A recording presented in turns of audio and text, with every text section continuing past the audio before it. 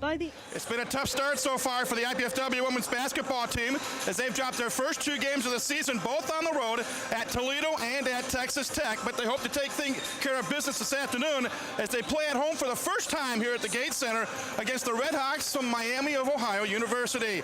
Hi, everybody. I'm Mike Maz. Welcome to our first telecast of IPFW women's basketball this season here on CATV. I'm joined this afternoon by former women's assistant coach here at IPFW, Alan Buck. And Al, 11 days have passed since IPFW last took to the court. As a former coach, is that too much time between games?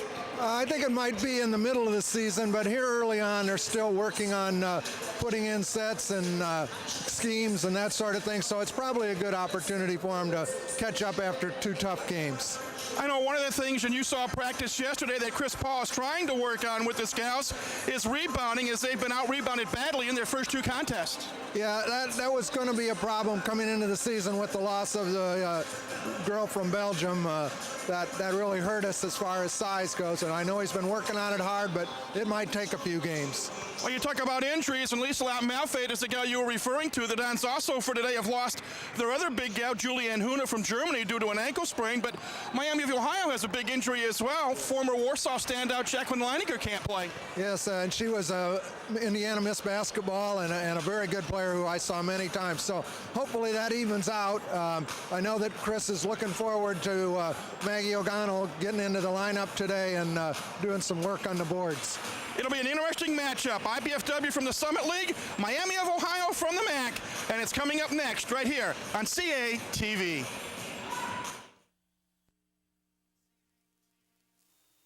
I guess I'm like most kids. I work hard, I go to class, and I want a degree that's going to mean something. I had offers from other universities, but I wanted the best out of my college choice. I wanted a great education and the campus life to go with it. Student housing, Division I sports, I found it all right here at IPFW. Hey, this is my university, my life, so it's got to feel right. I'm really glad I chose IPFW. I love it here. Go to their website. Indiana University, Purdue University, Fort Wayne, one university, 2 great names. What can Dinosaur Tracks teach us about those long-extinct creatures? On this month's edition of IPFW Up Close, we'll discuss Professor Jim Farlow's recent trip to Spain to track those tracks. Do teachers teach differently from one country to another? Professor Jeff Nowak was in Macedonia this summer teaching teachers to teach. We'll talk to him about that experience and about the new NISTEM program. We'll talk with the campus coordinator of the United Way Fund Drive to find out more about where your contributions are going. Join me, Susan Alderman, for IPFW Up Close, Sundays at noon.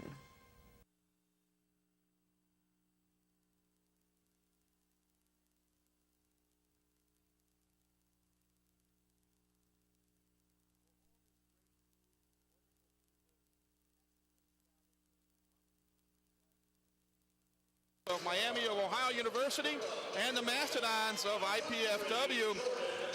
Al, IPFW looking for win number 1. They are 0-2 coming in, and Miami 3 wins in a row, including a win over Wright State last night. Yes, I think that this is a tough start, a really good schedule that IPFW has. They're starting with the 2 MAC teams and then playing at Texas Tech. They knew they were going to have their hands full at the start of the season. Well, let's bring in the starting lineups for today's game. The visitors from Miami of Ohio run a 4-guard offense. At 1 guard is Amanda Jackson, a 5'9" senior from Springfield, Ohio. Another guard would be Jenna Schoen, a 5'7" junior from Pickerington, Ohio. The 3rd guard is Ashley Hawkins, a 5'7" junior from Henderson, Kentucky. And the 4th guard, Courtney Reed, a 5'9" sophomore from Andrews, Indiana, Northfield High School product. And at forward will be Laura Markwood, a 6'2" senior from Perrysburg, Ohio. The head coach in her 10th year is Maria Fantana Rosa, the winningest coach in Miami of Ohio history with 141 victories. Now the starters for IPFW at 1 guard today will be Jonna Lewis Carlisle, a 5'6" senior from Lexington, Kentucky. And another guard will be Jordan Zoop, a 5'7" freshman from Aliquippa, PA. At a forward will be Tina Moen, a 6' junior from Oslo, Norway. Another forward, Samantha Edwards, a 6' redshirt sophomore from Okemos, Michigan. And starting at center day will be Maggie Okano, a 6' junior from Marion, Iowa. The head coach in his 2nd full year is Chris Paul. We're underway, and the opening tap is controlled by the visitors from Miami of Ohio. Quickly taking a shot and missing it was Courtney Reed. IPFW comes back. Here's Jonna Lewis Carlisle. She forces a shot up, no good. Loose ball picked up by Edwards. Sam banks it off the glass and in. So IPFW on top, 2-0. Fast and furious, 25 seconds out. Well, I guess so. I think we did a little poor job there on the defense off the tip. Here is Courtney Reed, not to be construed with IPFW's Courtney Reed, who we'll see a little bit later on. Yep. A push-off foul. They're going to call Jonna Lewis Carlisle for the foul. Her first, team first. So Miami, which is in red, white trim, white numbers and letters, actually going to be at the line. It's Amanda Jackson, who's averaging just under 20 points a game through the first 4 contests. She was first team All-MAC last year also.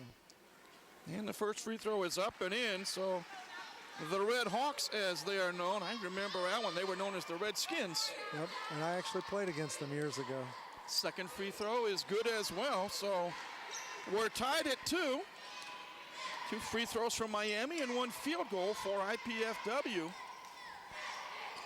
Mastodons with the basketball. Here's Tina Moen. Loses the ball out of bounds, and it'll go over to Miami. Well, we talked about rebounding and shooting well, but turnovers are going to be a key also. Now here is Jenna Schoen bringing the ball up the floor. IPFW starting out in a man-to-man defense. Jackson on the wing. Reed wants to drive the lane, and the sea parted. She missed the shot. Scrum for it. It'll be a tied-up jump ball on the possession. IPFW will get it. 18:56 left here in the first half. We're tied at 2. Coming in for Miami is Stephanie Ford, 6'3" junior from Indianapolis. She wears number 40. So they went to more size immediately. And here is Jordan Zoop, and she is a good freshman from Aliquippa, Pennsylvania. Played on back-to-back state championship teams her final 2 years of high school. Turnaround jumper by Moen is short. And here come the Red Hawks with the basketball. Schoen on the left wing, looks for help, gets it up top. 3-pointer by Ford, off the rim, no good. Rebounded by Samantha Edwards. Here comes IPFW back up the floor. Jonna Lewis Carlisle for 3, off the rim, no good. Good box out by Laura Markwood. And Miami comes back up. We played nearly 2 minutes. Markwood will fire a long jumper and hit. So Miami takes a 4-2 lead. Looks like they're going to rotate their posts out high and let them shoot the ball outside also. Jordan Zoop has pass for O'Connell taken away. Here is Ford. Gets it to Schoen. Now Miami sets up. Oh, wide open. Jackson faked the 3, wants to drive baseline, and she's partially blocked. Fight for the ball, another jump ball, and this time Miami will keep it. With 17 seconds left on the 30-second shot clock. 17:45 on the first half game clock. Inbounds pass to Jackson, and that was almost too easy for Amanda Jackson. Yeah, she's really got some quick feet. She has 4 of Miami's 6 points. They are up 6-2. Maggie O'Connell getting her first collegiate start at the D1 level. Tries to drive her way in, and Maggie draws the foul, and will shoot a pair. That's a nice job. Took it down the lane. And the foul is going to be on Stephanie Ford, her first. That's the first team foul on Miami. So Maggie O'Connell, a transfer from the state of Iowa.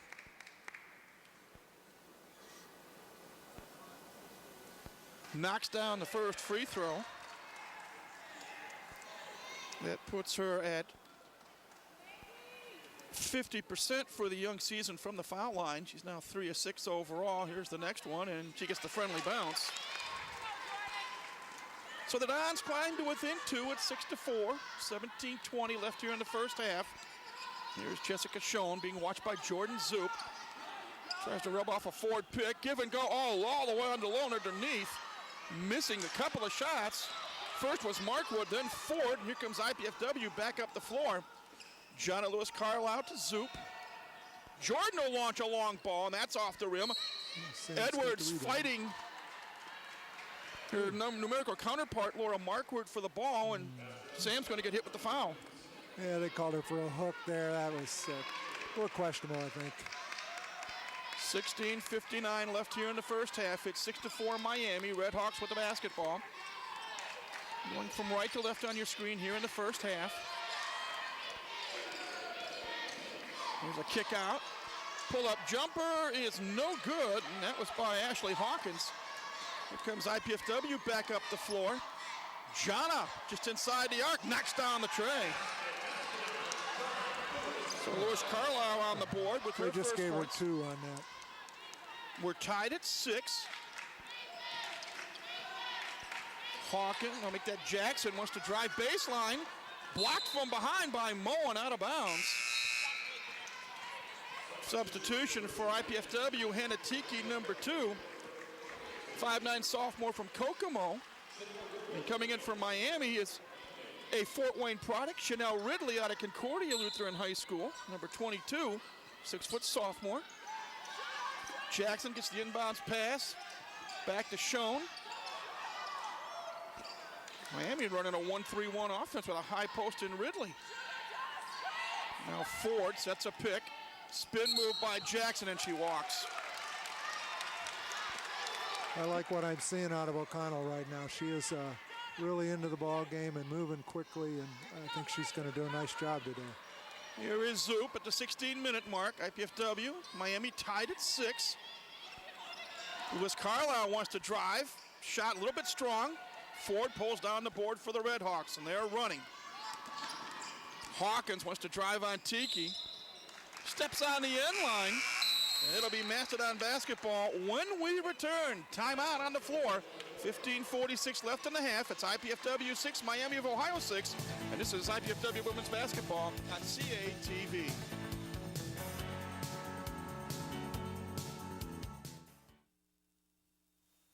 I've gone away to a college where the class size is small. I've gone away to a college with a beautiful campus. I've gone away to a college that cares about diversity. I've gone away to a college where I get to live in my own apartment instead of living in a dorm room. I've gone away to a college that really isn't that far away at all. I go to IPFW. IPFW. I go to IPFW. To find out more about college life at IPFW, go to our website. Indiana University, Purdue University, Fort Wayne. One university, 2 great names. Hi, I'm Russell Simmons. Today I want to talk to you about a very important subject, and it's cruelty to animals. Emmy was a victim of cruelty and someone did something about it. Someone called the ASPCA and put an end to it, because Emmy can't talk. The fact is, animals are abused all over this country, and people sit by and do nothing. It's not slick or fly or cool or none of that. It's just cruel. If you're aware of any animal abuse, go to aspca.org to find out what you can do now to make a difference. She can't do it for herself. Back at the Gate Center, a replay. Jenna Lewis Carlisle, pull-up jumper for 2. Keys to win for Miami, Al Buck. Yeah, they shoot from the outside. I haven't seen them really press that issue yet, but certainly they need to rebound well. I think they've come back with a little more size with that intention here with some substitutes. Neither team shooting well as of the moment. IPFW 2 of 7 and Miami 2 of 9. And here come the Mastodons with the basketball. By the way, Natalie Roberts, senior from Connersville, Indiana, number 35 on the floor for the Dons. Tiki loses it off her foot, and it will be a turnover. Ball going over to Miami.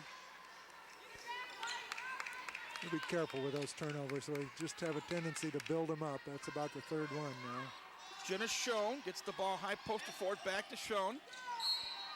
And a reach-in foul. I think it'll be called on Jordan Zoop. That is her first, team 3rd. The Redhawks will inbound the basketball. Schoen gets the pass from Chanel Ridley. IPFW staying in a man-to-man defense for the moment. Long jumper off the back of the iron, no good. Roberts with her first board of the afternoon. That's a good sign for IPFW. Yes, it is. She has long arms. When she's in the game, she can be a good rebounder. Tiki tried a long one, no good. Fight for the rebound, controlled by Jackson. She loses the ball. The Redhawks retain it, and then now Courtney Reed called for a travel. Laura Markwood, number 33, coming back on the floor for Stephanie Ford for Miami. Turnovers now even at 3, blocks even at 1. And here is IPFW with the basketball in a 6-6 game thus far. We've played just over 5 minutes. Inside pass, Roberts turnaround shot, no good, but Natalie is fouled. She hits the deck, and she'll shoot a couple of freebies. Looks to me like Natalie has her head in the game today. That's a very good sign. She can be a force. The foul was on Chanel Ridley, her first, team second. So here is Natalie Roberts, a southpaw, as we said, a senior out of Connersville, Indiana. Short just a bit on the first one. Well, now we'll have some fun, Al, because Courtney Reed, the sophomore from Fort Laramie, Ohio, number 14 for IPFW, is on the floor. So we have 2 Courtney Reeds on the floor at the same time, not related. Roberts knocks down the second of her 2 free throws. Let's see if they guard each other. That'll be interesting. Yeah, they aren't. Fortunately, Markwood, watched by Roberts, gets the ball to Schoen. Pass stolen by Jonna Lewis Carlisle. Jonna brings the ball up the floor. She'll stop and pop a long one. Short. Fight for the Roos ball, and Roberts picks it up. Good hustle by Natalie Roberts. Courtney Reed, watched by Schoen. 14-18 to go in a half. 7-6 IPFW. Nice kickoff. Roberts just off the mark. Courtney Reed from Miami post on the rebound. Gets it to Jackson. Here's Amanda Jackson. And she stops, looks for help. Gets it to Markwood. She'll throw up a 3 off the rim. No. Courtney Reed for Miami gets the rebound. Gets it to Schoen. Schoen's going to drive baseline, and a little pushing foul on Hannah Tiki. Yeah, the Redhawks seem to really be interested in giving that ball fake and taking it to the basket right now.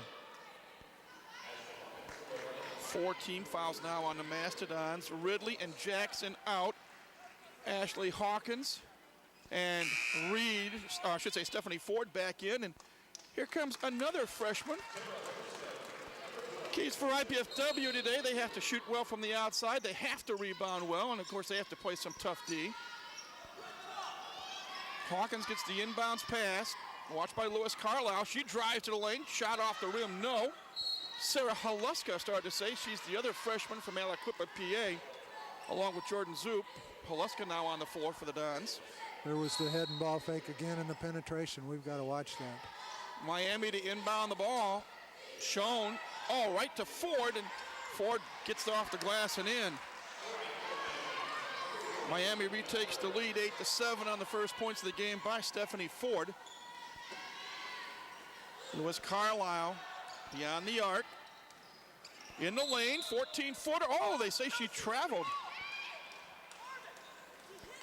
Interesting call there.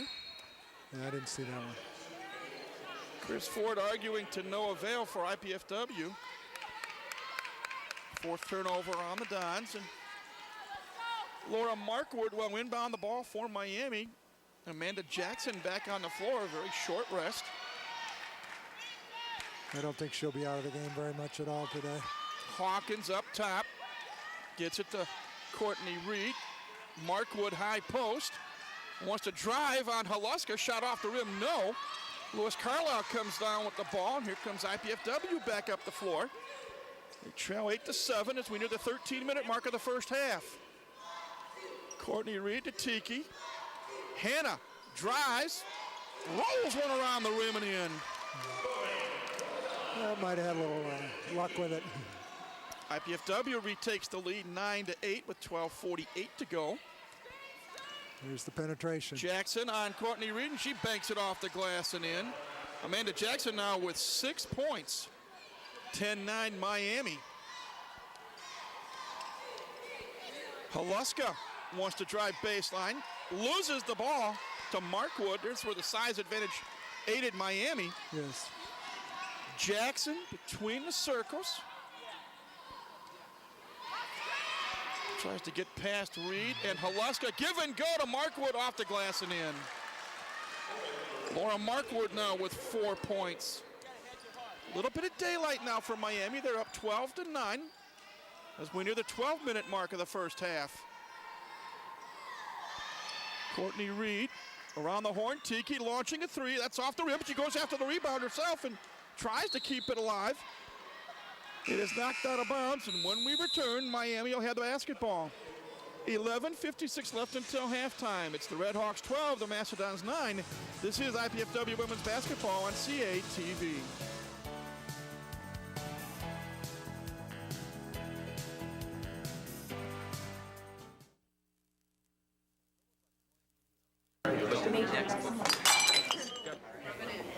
You know, if she continues to spill product at a rate of 3 per hour, unit cost, say 60 cents. Factor in breakage, downtime, lost sales. You're looking at $2,400 a month.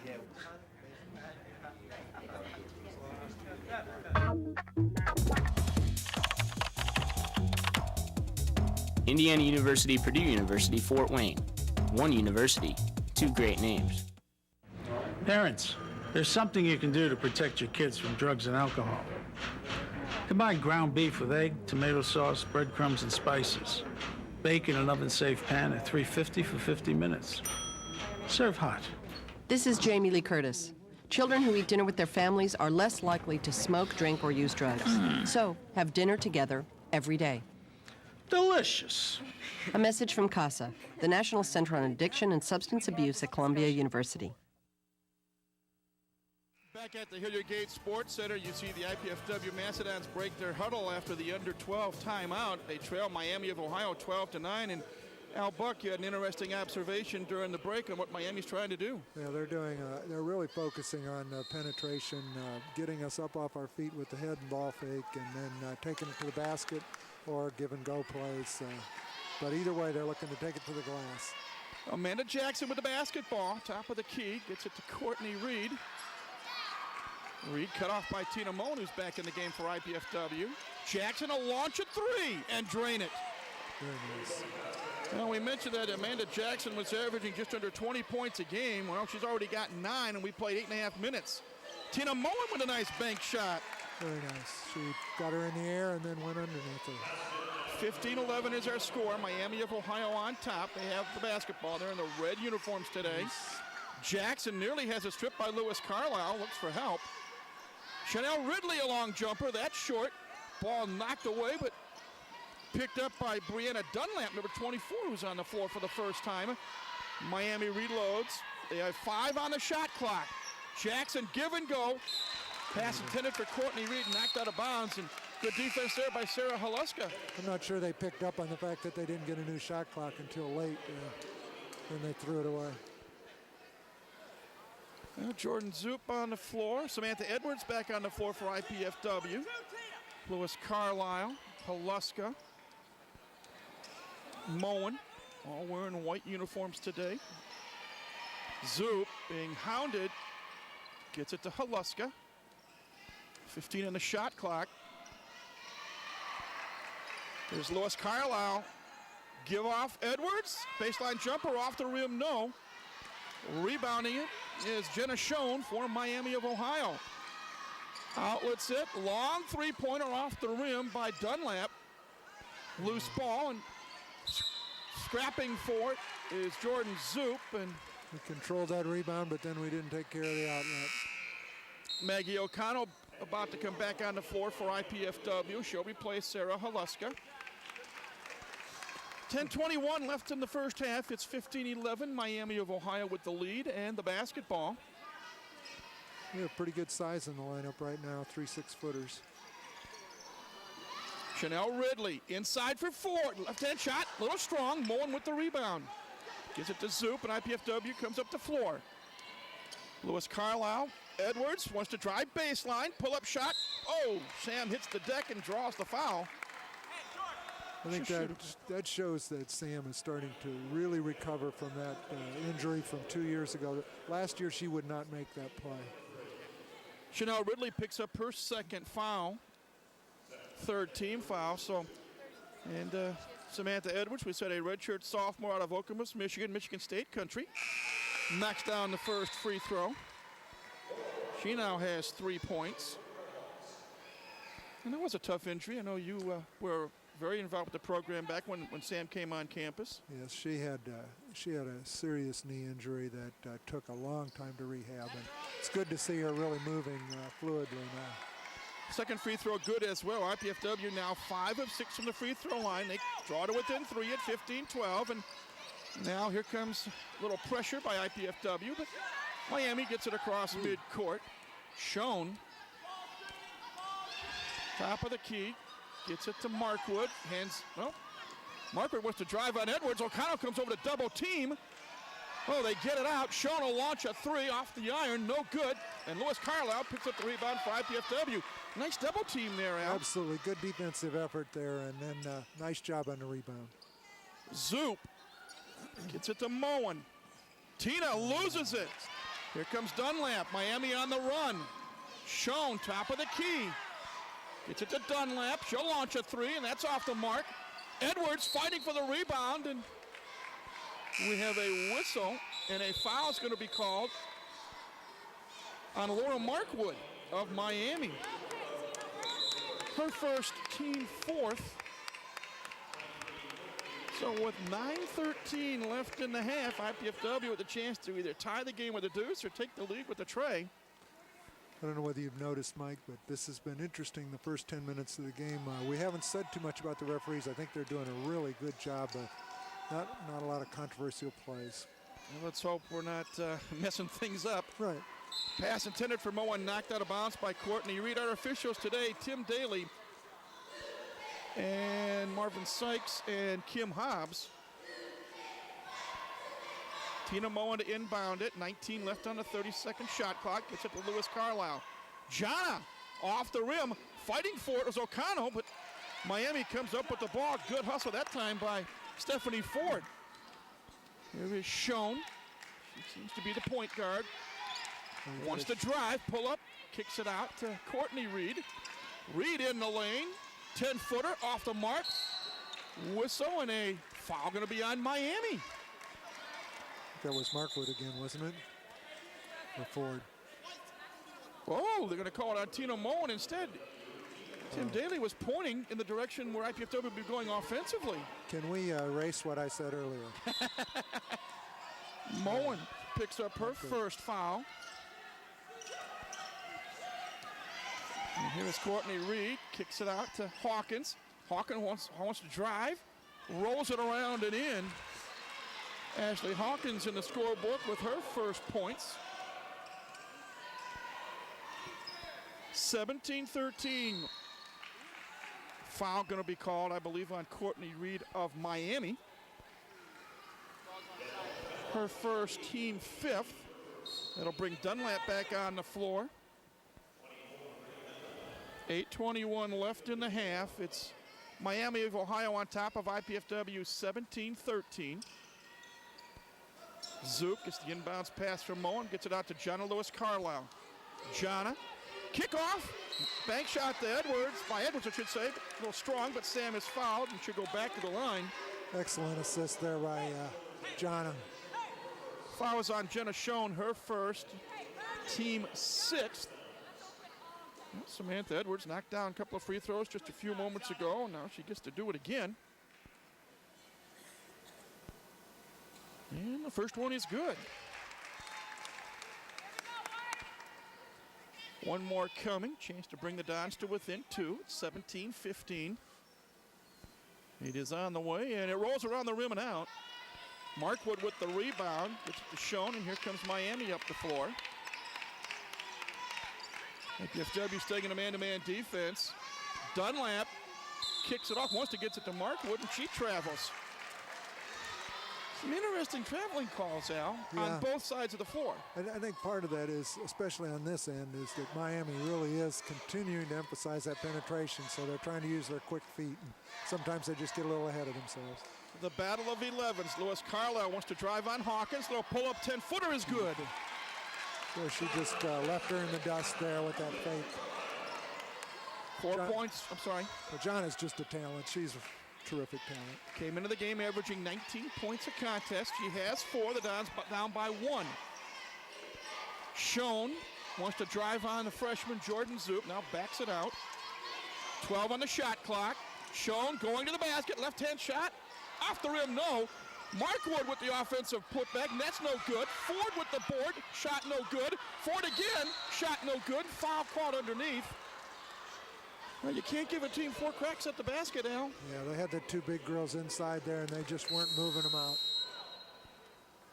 The foul is going to be on Jordan Zoop, her second. And when we come back, free throws coming up for Miami of Ohio. 7:18 left in the half. It's Miami 17, IPFW 16, and you're watching IPFW Women's Basketball on CATV. Mom, Dad, you know we love kids, and I've made a decision that will totally change my life. Cameron's too. It's a huge responsibility, leading someone into, who knows, communication or science or math. That's what life's all about, right? Learning so you can pass on knowledge to younger minds. Dad, Mom, I want to be a teacher.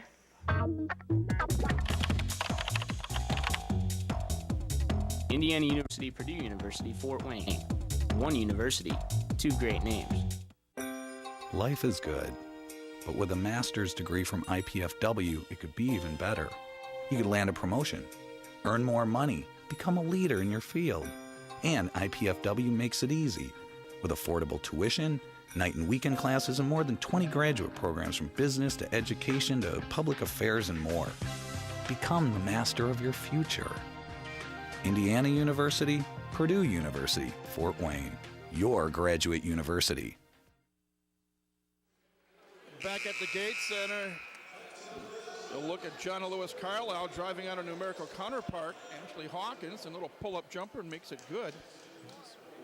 IPFW trailing Miami of Ohio 17-16 with 7:18 left in the first half. The Red Hawks are going to be at the foul line in the person of Stephanie Ford.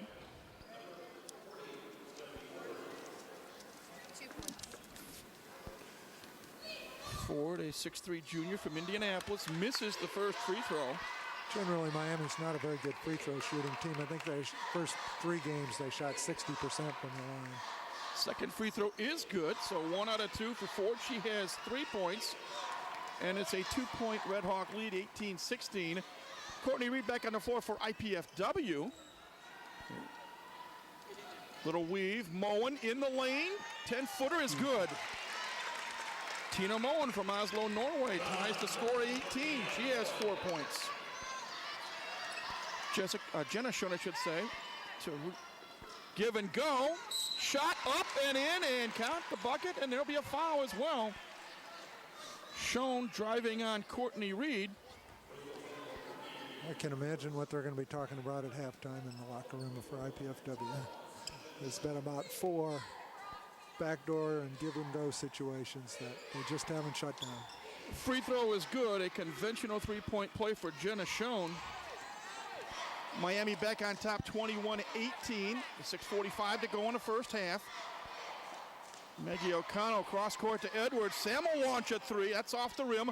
Moen fighting Amanda Jackson for the rebound, but it's Jackson who comes up with it, and she goes the length of the court and gets the friendly roll. She's now in double figures with 11 points.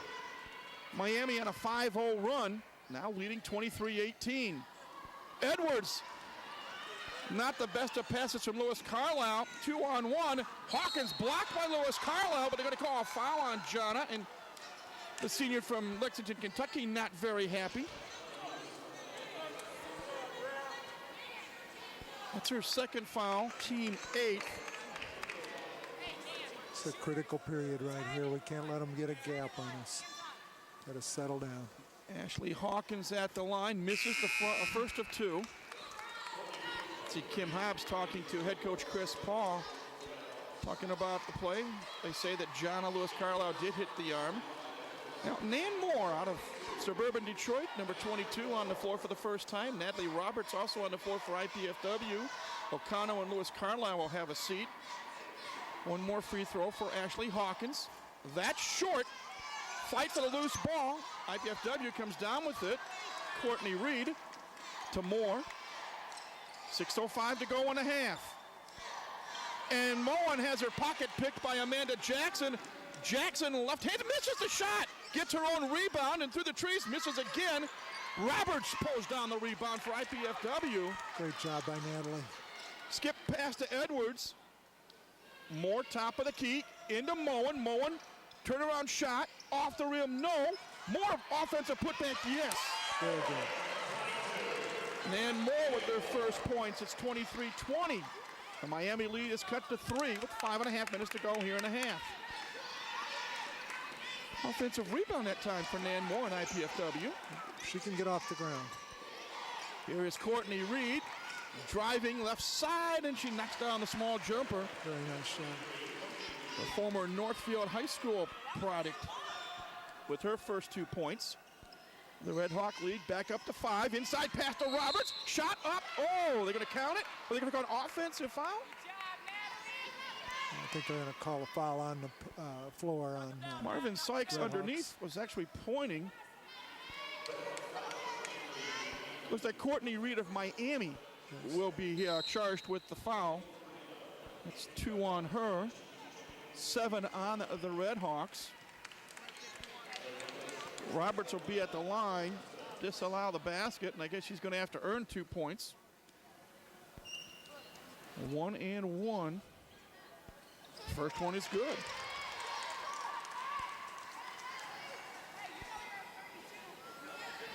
Let's see. Dunlap back on the floor for Miami.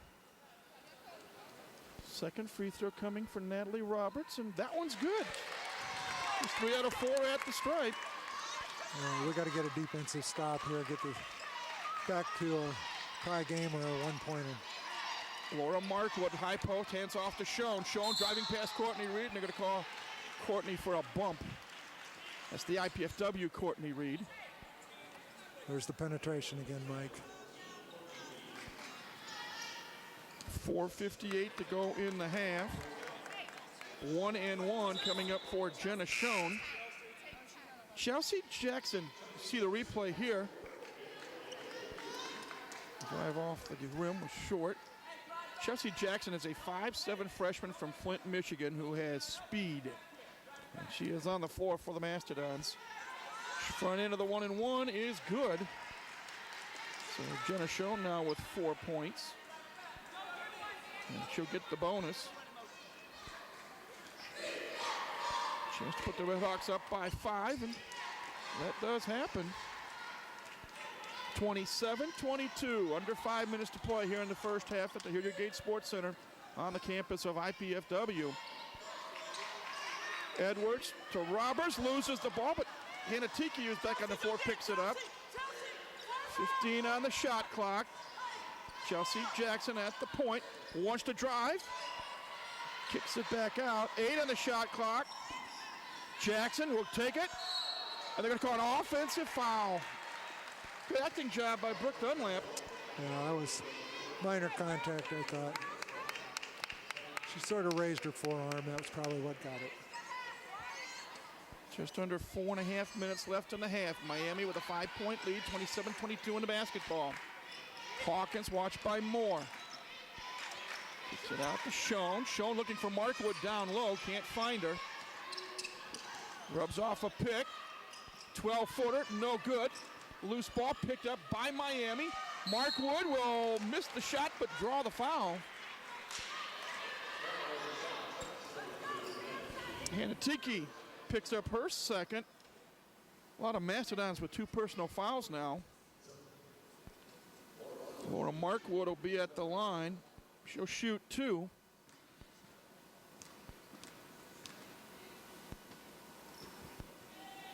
First one is short. Here's the replay. Courtney Reed just out-hustled Edwards for the offensive board. Markwood draws the foul. So here's the second free throw by Markwood. It is in the air, and it is good. Markwood now with 5 points. 28-22, the Red Hawk lead is 6 with 4 minutes to play here in the half. Moore up top to Edwards. Very high post as Roberts gets it to Jackson. Chelsea will launch a 3. Off the rim, no. Boy, fighting for the rebound is Roberts. Let's see who they call the foul on. Dunlap will pick up the foul. Natalie got up nice and high there, used her long arms and got in the mix. First on Brianna. When we come back, free throw for Natalie Roberts, but that's after the break. 3:49 to go, 28-22 Miami. And this is IPFW Women's Basketball on CATV.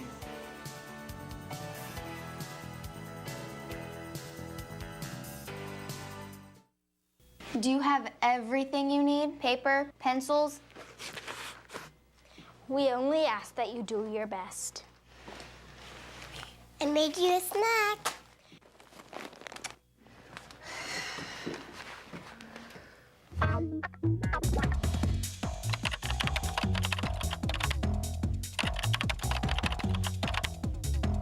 Indiana University, Purdue University, Fort Wayne. One university, two great names. I can no longer make my mortgage payment. We won't be able to make our mortgage. I can't pay my mortgage right now.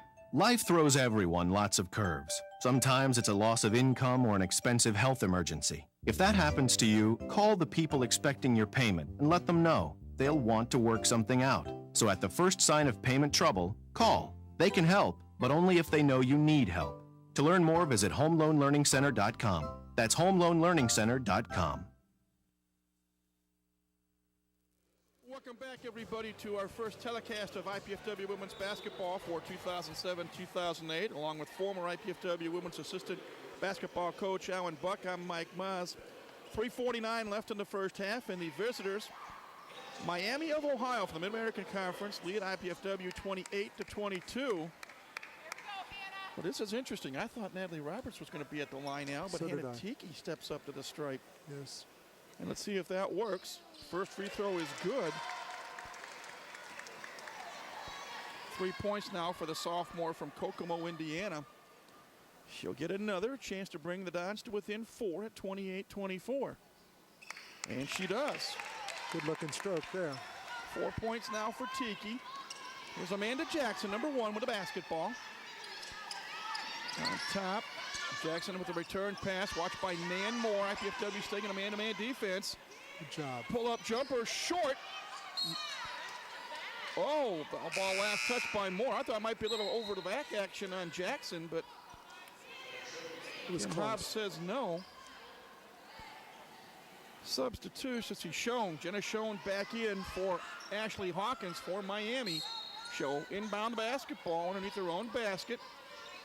Looks, gets it out to Jackson. Jackson will launch a three, way off the mark. Tipped by Miami, but picked up by Tiki. Here come the Dons. 3:24 to go in a half. Down by 4, 28-24. Chelsea Jackson, the freshman from Flint, with the basketball. She wants to drive, loses the ball out of bounds. They say touched by Miami. Well, Hawkins wasn't on the bench very long. She's back in for Amanda Jackson. 16 seconds on a 30-second shot clock. Chelsea Jackson will inbound it. IPFW trailing by 4. Kick out back to Moore. Moore to Jackson on the right side. And we got a whistle and a foul on Miami. Natalie got Chuck coming across the lane. Stephanie Ford will pick up the foul, her second, team 9th. So as you said, Al, Natalie Roberts at the line, 1 and 1. And the senior lets it go and knocks it down. I think Natalie's worked at practice this week hitting the free throws. Yep, I don't want to jinx her, but I agree with you. She has knocked down 4 in a row. Now a chance to cut the lead to 2. Nice left-handed free throw by Roberts. Excellent. Okay, we got it back to 2 here. 28-26 with 3:05 to go in a half. Here's Hawkins, watched by Nan Moore. Looks for the wing. Schoen drives the lane, short. Put back, however, is good by Stephanie Ford. She now has 5 points. Miami up by 4 once again. Skip pass to Tiki. She'll launch a long 3 off the mark. Fight for the loose ball picked up by Miami. They're 4 on 2. Oh, almost a travel. Schoen steps back and knocks down the jumper. Jenna Schoen now with 7 points. Yep, it was a 2-point deficit. Now has become a 6-point deficit, 32-26 with 2:20 to go in a half. Moore inside for Roberts. Natalie kicks it out. Samantha Edwards with a long ball. Yes! Well, that's one way. We banked it in. And timeout called by, I believe, IPFW. 30-second timeout, so we'll keep it here, I do believe. That was our first 3-point of the game. Samantha Edwards now with 8 points. More importantly, she brings IPFW to within 3 points at 32-29. For tickets to IPFW athletic events, call 260-481-6000, or you can go to the IPFW Athletics website. It's gomastodons.com. Again, the phone number, 260-481-6000. The website, gomastodons.com, where you can go for tickets to IPFW athletic events. 2:11 left here in the first half. Miami will have the basketball. Leading IPFW 32-29. Here is Jenna Schoen, 5'7" junior from Pickerington, Ohio. Ooh. Boy, Roberts went for the steal, and Laura Markwood made her pay as she just took it strong to the basket. Markwood now with 7 points. 34-29 Red Hawks. Under 2 minutes to go. Edwards, a long jumper is good. Sam is the hot player right now for IPFW. And Miami, will you call their 30-second timeout? Evidently, that was only a 2-point shot. 1:45 left, and Maria Fantana Rosa wants to talk things over. And you can see a shot of Chris Paul in his second full season as the head coach at IPFW. Maria Fantana Rosa is in her 10th season. Came in with a record of 141 and 123, the winningest coach in Red Hawk history, and that took place thanks to a win over IUPUI back on December 30th, 2006. Well, this has been a really competitive game, Mike. I really think that it's going to go this way for pretty much the extent of the game. It's going to be back and forth. It's been a battle. Both teams shooting under 40%. IPFW 38% from the floor, and Miami 33%. Here come the Red Hawks. Up 34-31 as we near the minute and a half mark. Hawkins to Schoen underneath. Jackson off of Roberts. Misses the shot. Samantha Edwards with the rebound. Chelsea Jackson being told by Chris Paul to slow it down. Again, in women's basketball, there's no 10-second line. You've got 30 seconds to get a shot off. Moore to Roberts. Natalie back to Nan Moore. 10 on the shot clock. Pass to Roberts, too strong. Hawkins has hurt herself. She's limping, but gets the ball to Schoen. Here's Jackson. She'll launch a three. Strong. Moore tries for the rebound. Jackson comes up with it. Good hustle by Chelsea Jackson. Under a minute to play. Oh, an inadvertent trip on Laura Markwood, I should say. It'll be her second foul, but it's the 10th team foul, so Chelsea Jackson will shoot 2 with 56 seconds to go in the half. Double bonus situation for both teams. Good look at the freshman out of Flint, and she knocks down the first. Her first point of the afternoon. Chanel Ridley back on the floor for Laura Markwood, and Tina Moen to come on the floor for IPFW, and Tina will replace Natalie Roberts. Natalie's doing a nice job here for us. She really is. 56.2 seconds left in the half. 34-32, IPFW trails by 2, but Chelsea Jackson will try to cut that deficit in half. Her second free throw, in and out. Courtney Reed, the Miami version, rebounds the basketball, gets it to Jenna Schoen. Schoen watched by Jackson, rubs off a Ridley pick. Goes left side, pull up, turn around jumper, off the rim, no. Hanatiki with the rebound, gets it to Jackson. Dons can tie it with the deuce, take the lead with the tray. Jackson kicks it out, Tiki for 3. Short, Edwards and Jackson, ball knocked out of bounds, I'd say by Miami. 31.8 seconds left in the half, and it'll be a fresh 30 for IPFW. Coach Paul wants him to run this clock. I'm not sure Chelsea got the message. Kick out back to Tiki, top of the key. Hannah, give out to Jackson in the paint. Little shot, gets the friendly roll. Oh, well, it worked anyway.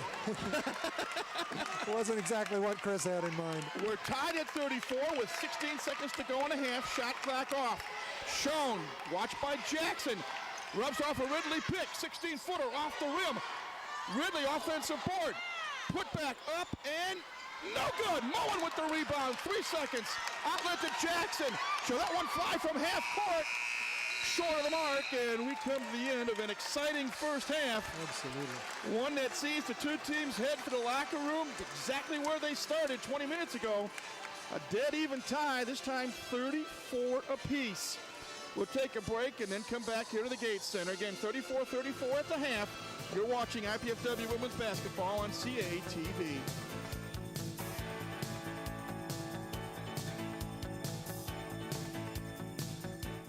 I guess I'm like most kids. I work hard, I go to class, and I want a degree that's going to mean something. I had offers from other universities, but I wanted the best out of my college choice. I wanted a great education and the campus life to go with it. Student housing, Division I sports, I found it all right here at IPFW. Hey, this is my university, my life, so it's got to feel right. I'm really glad I chose IPFW. I love it here. Go to their website. Indiana University, Purdue University, Fort Wayne. One university, two great names. You might be surprised to know the biggest dangers your pet faces are everyday dangers, like drinking from puddles, being boarded, squirrels in the park, and fleas and ticks. Being a pet is risky business. That's why it's important for every pet to receive a risk assessment and wellness exam twice a year. A risk assessment from your veterinary professionals helps create a unique risk profile for your dog or cat.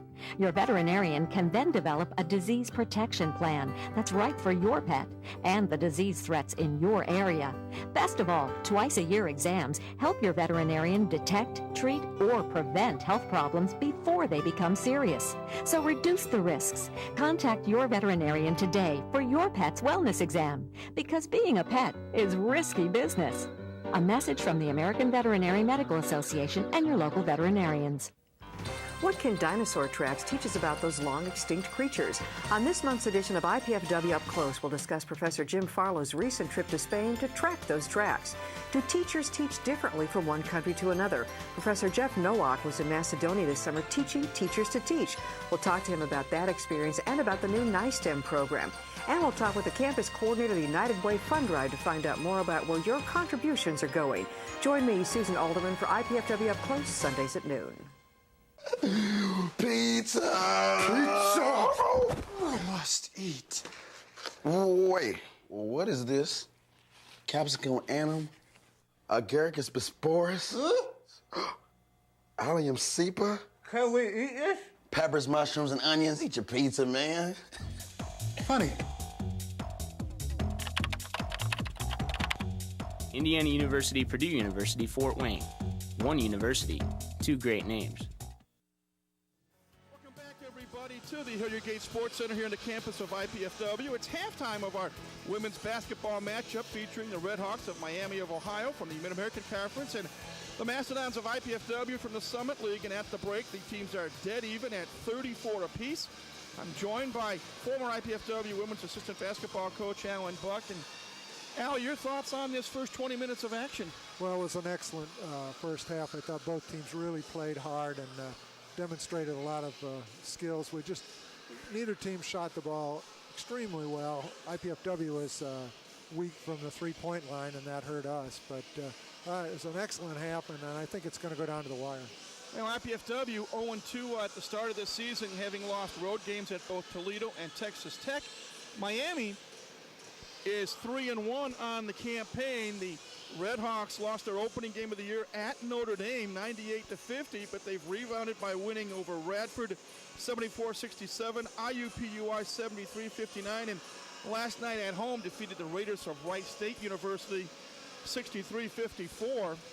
But Miami jumped out and really had the lead for the bulk of the first half, Al, and IPFW finally got a snippet of the lead latter stages of the half. Well, I think one of the keys has been that our bench has been really effective in this game.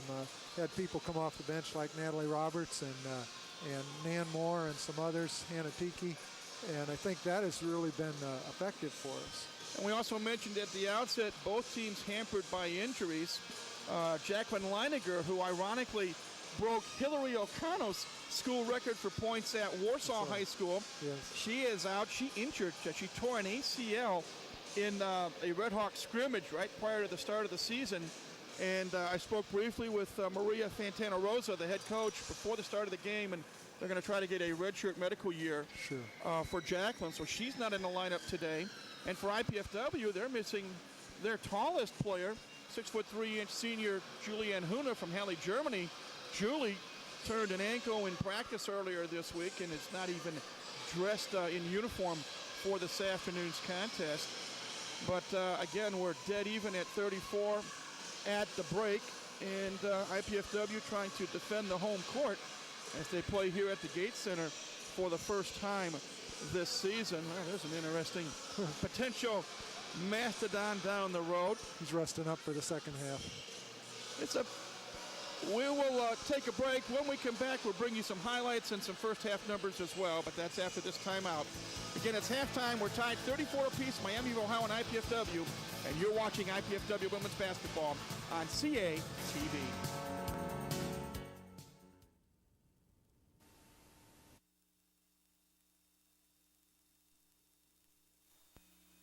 I've gone away to a college where the class size is small. I've gone away to a college with a beautiful campus. I've gone away to a college that cares about diversity. I've gone away to a college where I get to live in my own apartment instead of living in a dorm room. I've gone away to a college that really isn't that far away at all. I go to IPFW. IPFW. I go to IPFW. To find out more about college life at IPFW, go to our website. Indiana University, Purdue University, Fort Wayne. One university, two great names.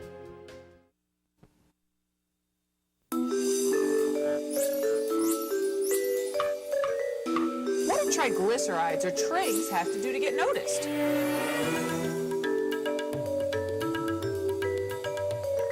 Heart disease and stroke? Really? We should pay her more attention. Normal triglycerides are below 150. High triglycerides increase your risk of heart disease. And if you're a woman, that risk goes up even more. After standing in the shadows of good and bad cholesterol, triglyceride, also known as the forgotten fat, is ready to share the spotlight and the attention. Next time you have your cholesterol or blood fats tested, ask your doctor about the role triglycerides play in your heart health. Remember to ask your doctor about the good, the bad, and the forgotten fat. For more information on all of your blood fats, the good, the bad, and the forgotten, go to ForgottenFat.com. And remember, normal triglycerides are under 150. This message brought to you by Sister to Sister, working together for healthy hearts. What can dinosaur tracks teach us about those long-extinct creatures? On this month's edition of IPFW Up Close, we'll discuss Professor Jim Farlow's recent trip to Spain to track those tracks. Do teachers teach differently from one country to another? Professor Jeff Nowak was in Macedonia this summer teaching teachers to teach. We'll talk to him about that experience and about the new NISTEM program. And we'll talk with the campus coordinator of the United Way Fund Drive to find out more about where your contributions are going. Join me, Susan Alderman, for IPFW Up Close, Sundays at noon. Are you in there?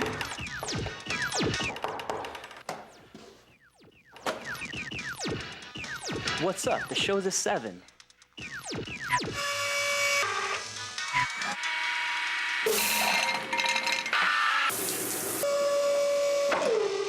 Whoa.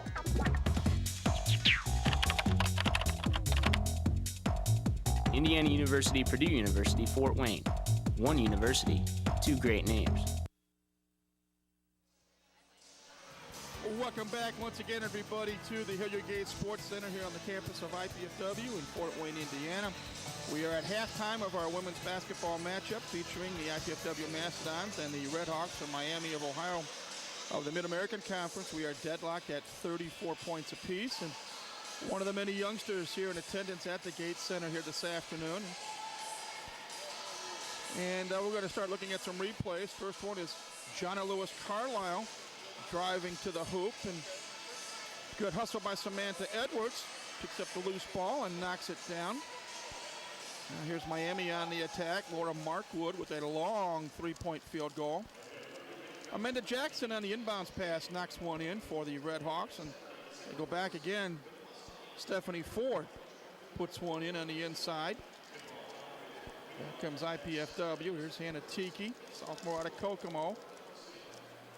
And she knocks one, rattles it around the rim and in. Jackson taking it on the right side, and she makes the field goal.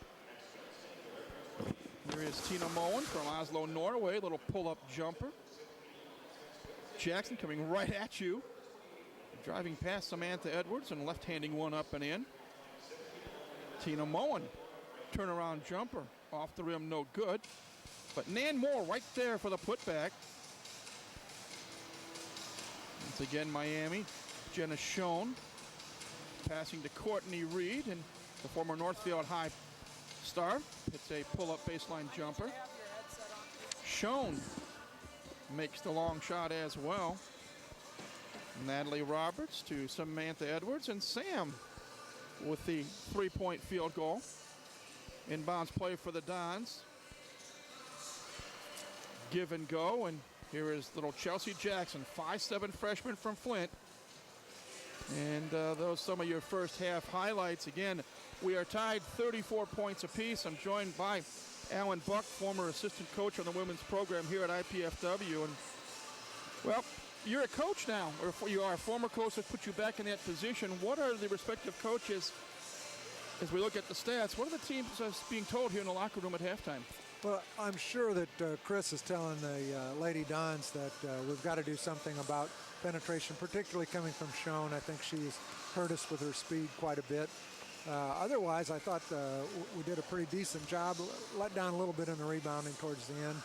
On the Miami side, I think that they probably are concerned with some of the work that we've done down in the post, getting the ball inside, but I don't want to think for her too much. I'm not sure how she sees this half. One thing that was really interesting was the distribution of points for IPFW, except for the 10 from Sam. And we'll talk about that in a moment. Here are the team numbers. Miami, 13 of 45 from the floor for 29%, 1 of 7 from three-point range. They converted 7 of their 11 free throws. They had 4 assists, 28 rebounds, and 6 steals. The Mastodons, 10 of 26 from the floor for 39%. Just 1 of 11 behind the arc. That was the one by Samantha Edwards. But they were very good at the charity stripe, hitting 13 out of 16. They had 2 assists, 23 rebounds, and 1 steal. And now we'll talk about the individual numbers. And for Miami, Amanda Jackson, we told you that she was averaging just under 20 points a game coming into the contest. Well, she has 11.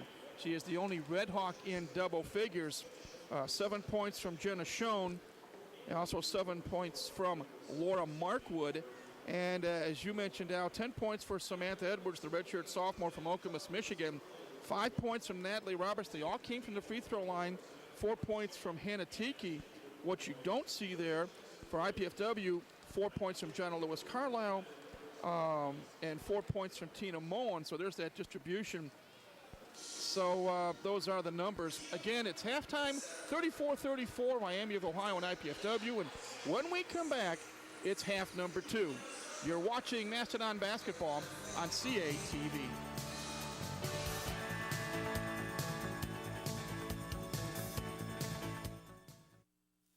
That vote was all right. You know, if she continues to spill product at a rate of 3 per hour, unit cost, say 60 cents. Factor in breakage, downtime, lost sales.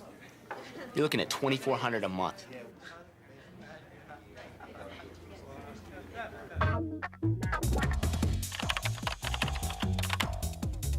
Indiana University, Purdue University, Fort Wayne.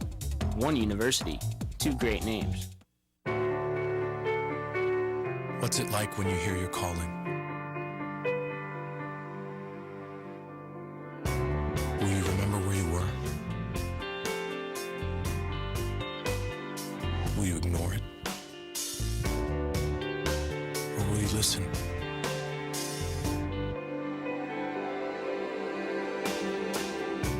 What if it calls you to go halfway around the world?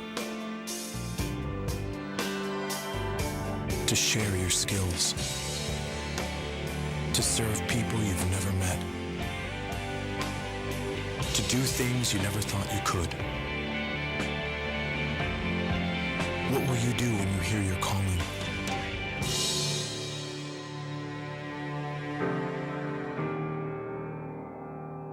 Peace Corps. Life is calling. How far will you go?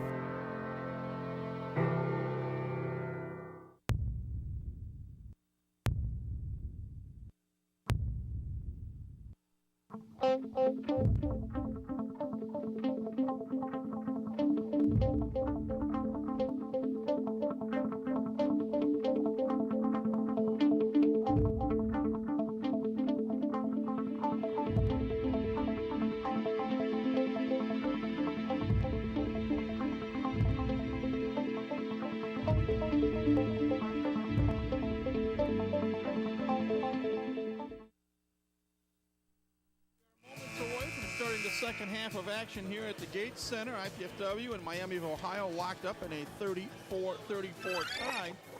And it'll be IPFW basketball to start the second half as you again get a look at head coach Maria Fantana-Rosa.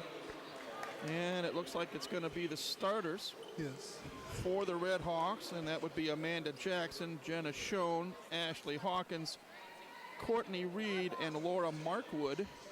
And there's Chris Paul in his second full season at the helm for the blue and white.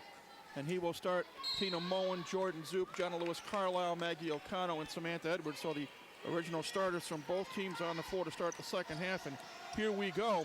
Mastodons with the basketball. Lewis Carlisle back up top to the freshman from Malacopa, Pennsylvania, Jordan Zoop. Jordan had 18 points against Toledo in her first collegiate game. 12 on the shot clock. Tina Moen has it stripped by Amanda Jackson. Jackson is left-handed naturally and misses the bunny. Lewis Carlisle just flips it away, and Miami recovers. Long three-pointer by Hawkins is good. That's a backbreaker. Ashley Hawkins gives Miami a three-point lead, 37-34. Lewis Carlisle is fouled by Ashley Hawkins, her first, team first in the second half. Yeah, we've always talked about it in other telecasts and broadcasts how important the first 5 minutes of each half are. Sure, and we got to be focused here. We looked a little bit lax there on that first possession. Lewis Carlisle tried to hit O'Connell down low, taken away by Miami. Jackson, she'll go down low to Hawkins, who banks it off the glass and in. Ashley Hawkins with 5 quick points to start the second half for Miami. They're up by 5. First 2 possessions were turnovers. O'Connell wants to drive, kicks it out to Lewis Carlisle. Jonna for 3. Jonna now with 7 points, and the lead is cut to 2. We played a minute and a half of the second half. Markwood, watched by O'Connell, top of the key. Schoen, watched by Zoop, rubs off a Markwood pick, takes it all the way to the hole, off the glass and in. Jenna Schoen now with 9 points. They're just not jamming those high screens hard enough when they try to make that turn to the basket. Edwards into the corner for O'Connell. Maggie wants to drive. Kicks it out to Sam. Zoop will launch a long ball and hit. Jordan Zoop, first points of the afternoon. And IPFW climbs to within 1 at 41-40.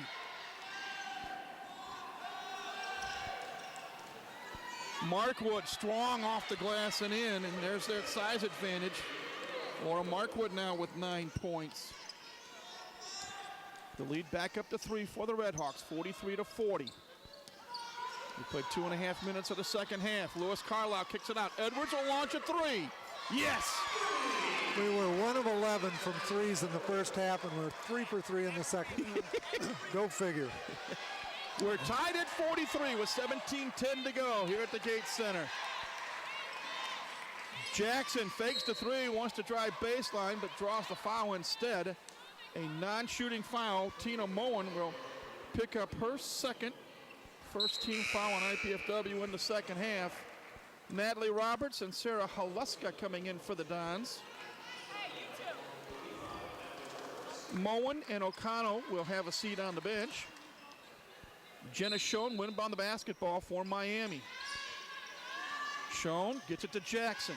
Jackson wants to drive on the freshman Zoop. Around the horn, left-hand shot, finger roll up and in. Nothing but layups.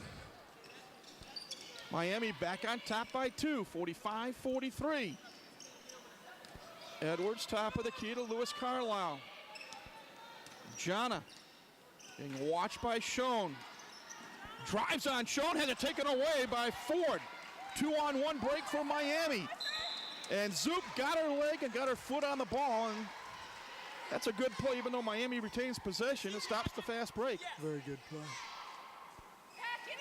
16:37 left in the second half, 26 left on the 30-second shot clock. Schoen looked for Jackson, instead gets it out to Ford, give and go. Markwood underneath, shot hits the support, and it'll go to IPFW. Good play there by Sarah Haluska, clogging up the middle underneath the bucket. Yeah, they're getting a lot of attention there on the inside. There's just way too much opportunity right up against the basket for Miami. Here's Lewis Carlisle, watched by Schoen. Jana will launch a long three off the back of the iron, no good. Ball comes out to Hawkins of Miami, and she'll drive length to the floor. Missed the bunny, put back no good. And Samantha Edwards with the rebound. 2 cracks for the Red Hawks, they miss it. Zoop for 3, off the rim, no. Laura Markwood with the rebound. Back come the Red Hawks. We're under 16 minutes to go in the half. Got to be careful, relying on that long shot all the time. Live by the 3, die by the 3.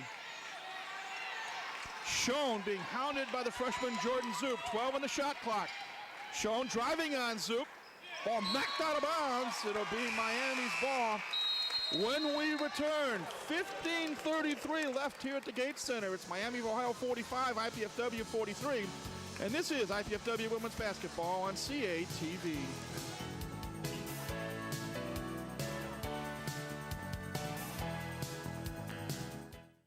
Mom, Dad, you know we love kids, and I've made a decision that will totally change my life. Cameron's too. It's a huge responsibility, leading someone into, who knows, communication or science or math. That's what life's all about, right?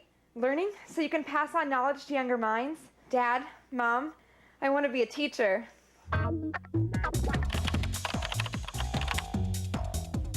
Indiana University, Purdue University, Fort Wayne.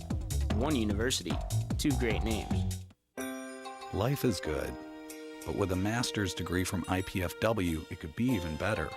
You could land a promotion, earn more money, become a leader in your field. And IPFW makes it easy.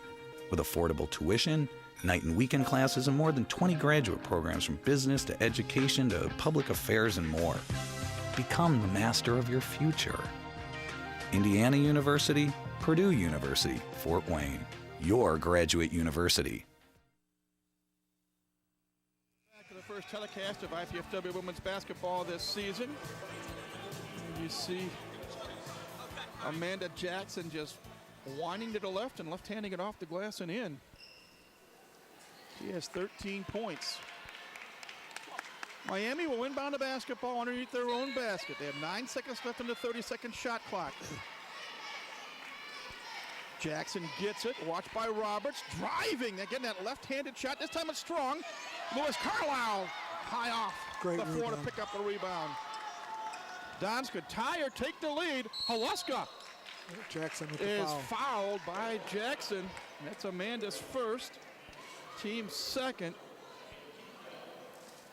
15:20 left in the half, and IPFW trailing by 2, 45-43. Natalie Roberts, the senior from Connersville, Indiana, the inbound. Looks for Jana, has to go way back out top to Haluska.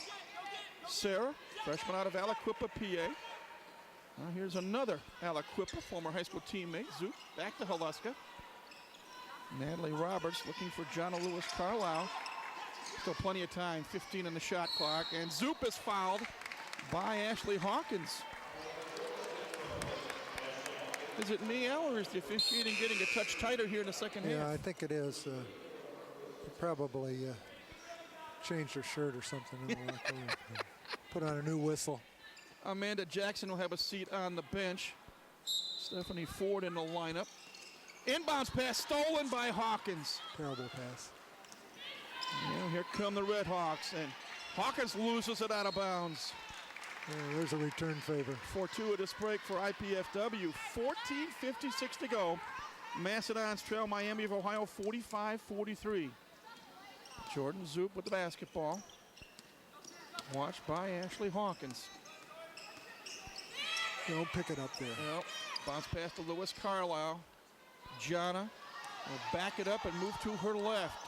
10 on the shot clock. Jana wants to penetrate. Kicks it out to Edwards. There's Zoop. 5 on the shot clock. Jordan's got to do something. Launching up a shot, no good. Haluska fighting for the rebound, and it's picked off by Laura Markwood to Jenna Schoen. Schoen backs it up now. High post to Stephanie Ford. Ford give and go, ball knocked out of bounds. Pass intended for Schoen. Instead, it's Miami's 7th turnover of the afternoon. And once again, the Mastodons will have a chance to either tie with the Deuce or take the lead with the Trays. We're near the 14-minute mark. Zoop watched by Hawkins as Miami continues a man-to-man defense.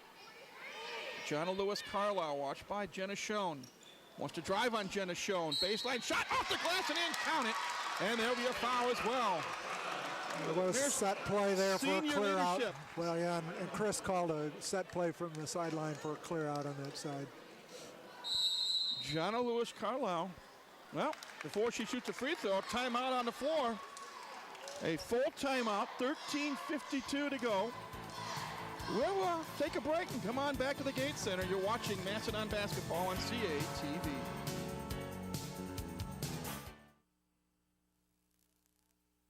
Have everything you need, paper, pencils. We only ask that you do your best. And make you a snack.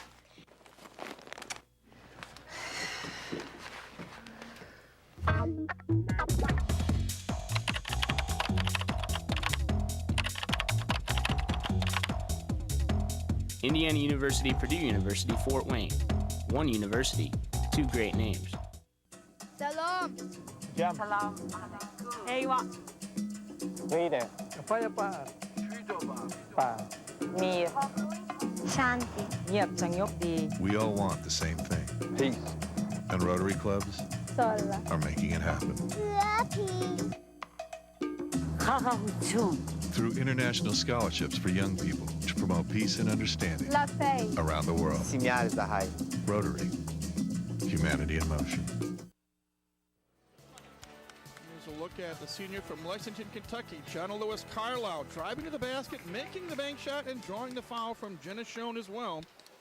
That bucket tied the game at 45, and now Jana will have a chance to put the Mastodons on top with 13:52 left in the second half, and Jana does. She's now in double figures with 10 points. I believe that's our first lead since the early minutes. 46-45. Let's see how Miami responds. High post action. Schoen thought about the three. Kicks it out. Courtney Reed misses. Markwood with the putback. No good, but she draws the foul. Something that we had talked about off air. The problem that IPFW has had thus far this season, an ability to block out and get some defensive rebounds. For sure, and in the first half, the stats showed that they had Miami had 15 offensive boards in the first half. Foul was on Natalie Roberts, her first, team second. And making the first of two free throws was Laura Markwood. So she will get a second.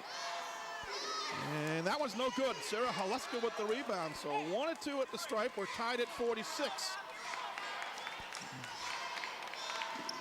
Lewis Carlisle watched by Schoen. Expect the ball to get into Jana's hands more and more here in the second half. Haluska watched by Courtney Reed. Again, Miami in a man-to-man defense. Spin move. Jana off the glass strong. fights for her own rebound.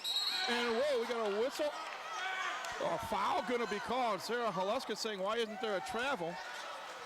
Instead, she picks up the foul. Her first, team third. 13:08 to go. Briefly in was Ashley Brown, number 41, but she's back on the bench, replaced by Stephanie Ford. And Ford will inbound it to Jenna Schoen. And here comes Miami of Ohio up the floor. Again, we're tied at 46 as we hit a 13-minute mark here in the second half. Hawkins wants to drive on Lewis Carlisle. Kicks it way out to Courtney Reed. Reed right off the glass and in. Courtney Reed with 4 points. Miami retakes the lead by 2. Jonna Lewis Carlisle launches a 3 and hits. Heating up, Mike.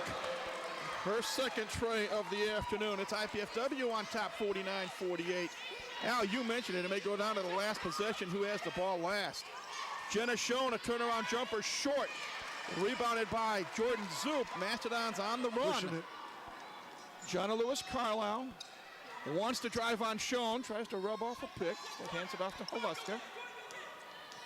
Sarah gives it to Zoop. And now Jordan, who is the starting point guard, will run the show. 10 in the shot clock. Haluska on the wing. To Jonna. 5. Pull up from 17. Off the iron. No good. Ford with the rebound for Miami. The Redhawks actually played some good defense on that possession. Markwood, watched by Natalie Roberts. Schoen looking for the cutter. Nice play by Roberts to knock the pass out of bounds. Multitude of substitutions. And we'll tell you who is on the floor when we come back. 11:38 to go. It's IPFW 49, Miami of Ohio 48, and this is IPFW basketball on CATV.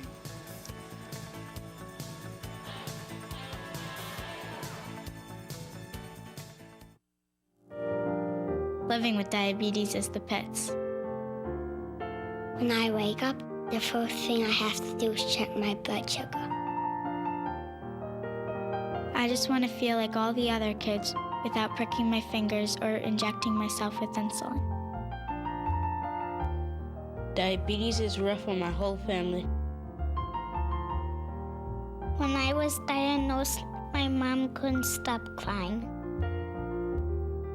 But imagine a cure. Right now, as many as 3 million children and adults are living with type 1 diabetes. They will never outgrow it. Some will face complications like kidney failure, blindness, and heart disease.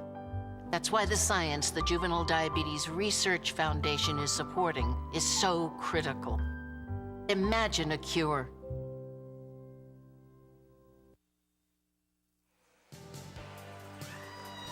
You see Jonna Lewis Carlisle wanting to drive, launches up the long jumper and hits. Alan Buck, you mentioned that Jonna Lewis Carlisle has been hot here in the second half. She has 9 of the Mastodon 15 points. Yes. Jonna's heating it up right now. It will be Miami basketball underneath their own basket. 12 seconds left on the 30-second shot clock. Jenna Schoen gets it to Courtney Reed, and she banks it off the glass and in. Reed now with 6 points, the last 4 Red Hawk points, and it's a 1-point Miami lead. Chelsea Jackson misses the shot but draws the foul. And the Courtney Reed from Miami of Ohio has just picked up her 3rd personal foul. Jackson showed some nice footwork there to get open going down the lane. Chelsea, a 5'7" freshman from Flint, Michigan. 1 of 2 from the line in the first half. First of 2 here. Off the mark. IPFW now 14 of 18 from the foul line. That's still 78%, not bad. Chance to tie the game at 50. And it's good, so Jackson now 2 out of 4 at the line, also has a field goal. And we are knotted up at the half-century mark with 11:18 to go here in the second half. Schoen, we want to drive on the freshman. Oh, a little pushing Both players pushed, and Chelsea Jackson is going to get called for the foul. Schoen's been winning that battle regardless of who's guarding her. She's taken us off the dribble throughout the game. Nan Moore will come in. Again, Nan is a 5'8 junior out of Detroit, replacing Tina Moen. She had a big offensive rebound and putback bucket in the first half. Jackson turnaround jumper is good. We've scored off their inbound plays the last 2 times. Miami of Ohio up 52-50 with 11 minutes to go here in the second half. Steal by Courtney Reed. And she will drive and is fouled by Lewis Carlisle. A poor pass, unfortunately, from Chelsea Jackson, and I attribute that to being a freshman. Yeah. Not sure. I think they called that foul on Chelsea. Okay, that will be 3 on her, 5 on the team. Jono made an outstanding play there to come down and block that shot. First of 2 free throws by Courtney Reed is no good. That's her first attempt from the line today. Kind of interesting, Courtney Reed from Miami of Ohio has played her high school ball at Northfield High School. She makes the second. Yeah, in Indiana, and ours is from Ohio. From Fort Laramie, Ohio. That's right. So the Dons are down by 3. Here is Chelsea Jackson with the basketball, watched by Hawkins. Chelsea with wheels, drives, finger roll, just a touch strong, no good. Ashley Hawkins with the rebound, gets it to Jenna Schoen. It's a big possession. Hawkins for 3, yes, oh boy. Her second tray of the second half. She now has 10 points. And more importantly, gives Miami a 6-point lead. They've scored the last 6 points in a row. Big possession for IPFW. Lewis Carlisle hits the rim. Hanatiki fighting for the ball, throws it up in the air. Who's going to get it? Wow, I'm surprised no over and back. IPFW picks it up. That was an interesting call. Jonna Lewis Carlisle, watched by Amanda Jackson. Drives to the basket, count the bucket and draws the foul. Showing her strength there. Are we in the WNBA? The NCAA. Wow, Jonna Lewis Carlisle banks it off the glass. And the foul is on Amanda Jackson. That's a big-time play there, Mike. Maria Fantana Rosa, the head coach, is talking to Marvin Sykes. And the free throw is good, so a 3-point play. A 3-point play by Lewis Carlisle. And IPFW cuts the lead in half. Instead of being down by 6, they're down by 3. Under 10 minutes to go. Jackson driving on Moore. Well, Amanda Jackson is Miami's go-to gal.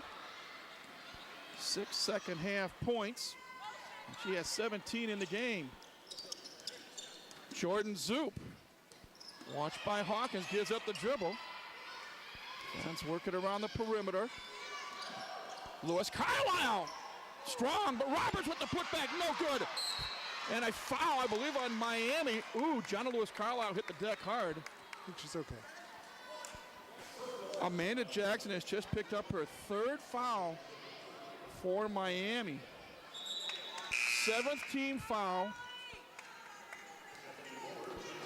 That brings Stephanie Ford in again for Ashley Brown. Natalie Roberts, who was 5 out of 6 at the free throw line in the first half, shooting 1 and 1 here with 9:28 to go, and IPFW trailing 58-53.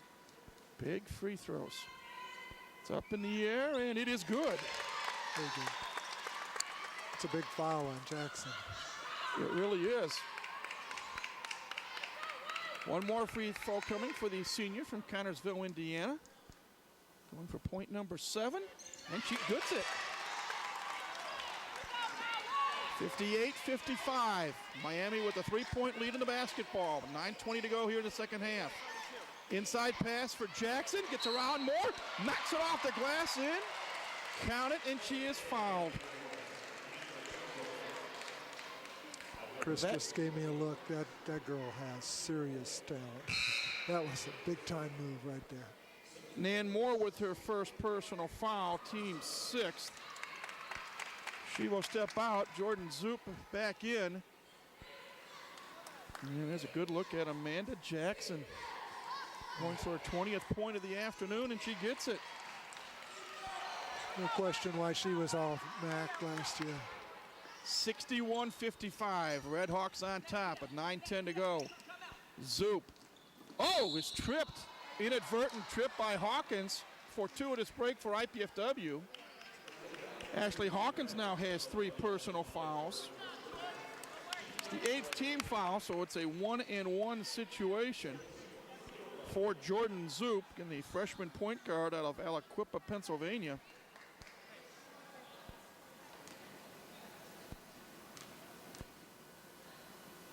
First free throw of her collegiate career, and it's strong. Stephanie Ford with the rebound. So here comes Miami, clad in red, trimmed in white. We're under 9 minutes here in the second half at the Gates Center. Need to stop here. They've been scoring at will for a little bit. Schoen kicks it out. Jackson all alone for 3. Misses the mark. And the ball goes out of bounds. Good effort by Stephanie Ford, but to no avail. And that time, Jackson didn't drive and spin move like she has done. She launched a 3 because she was wide open. Wide open, yeah. Big possession for IPFW here. Down by 6. We're near the 8.5-minute mark. Jordan Zoop, watched by Ashley Hawkins. It's taken us quite a while to get our plays set up. Zoop to Edwards. Sam will launch a 3 off the rim. Roberts with an offensive rebound. Puts it up off the glass and in. Big offensive rebound and putback for Natalie Roberts.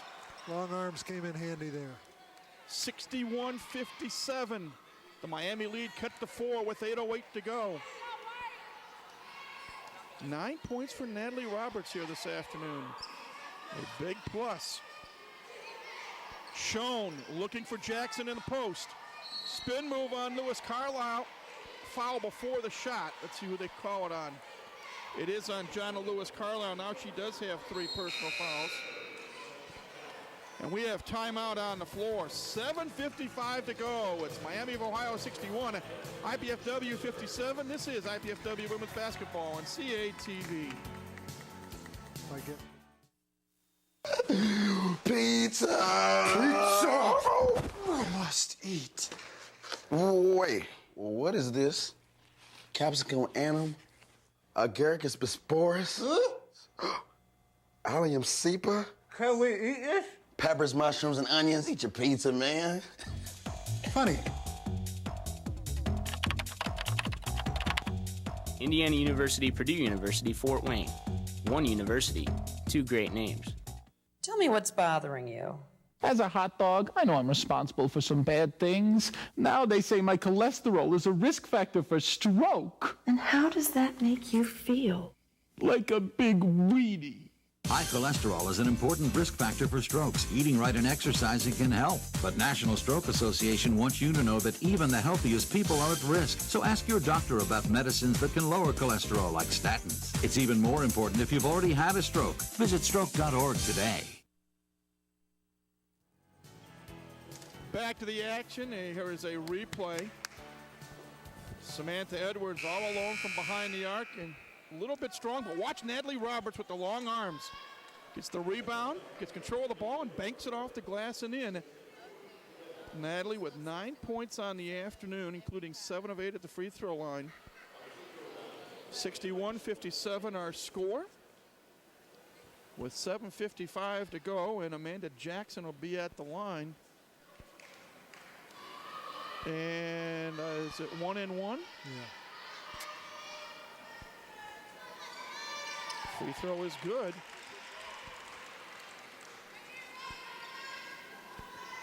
And for Jackson now, 21 points on the afternoon. Make it 22 as that free throw is good.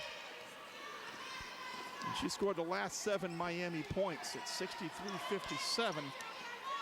A 6-point deficit for IPFW. Hanatiki to Jordan Zoop. Miami stretching the defense, and if that's on Jackson, that's 4. That's good. 4th personal on Amanda Jackson.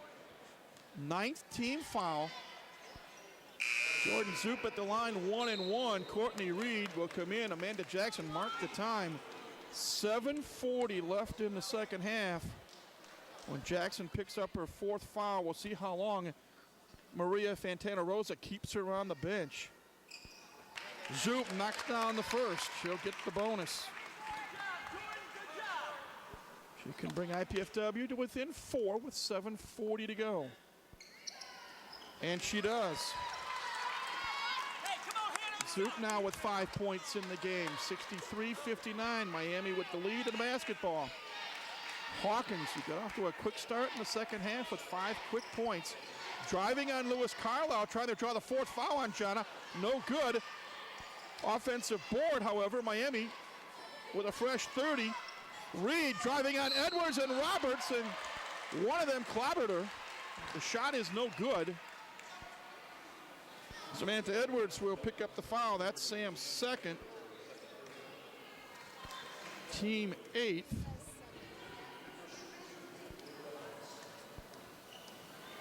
Courtney Reed at the line for 2. She makes the first.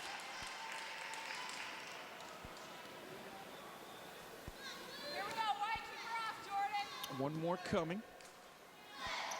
And that's good as well. So a couple of clutch free throws by Courtney Reed makes it 65-59 Miami. And a big possession for IPFW. Tiki to Lewis Carlisle. Jana's in the corner. Pull up shot, no good. Jana hits the deck and draws the foul. Courtney Reed picks up her 4th for Miami. Just like we have no answer for Jackson, they really have no answer for Jana. When she wants to penetrate, she gets it. Well, fortunately for IPFW, Jana Lewis Carlisle is still on the floor playing with 3 fouls.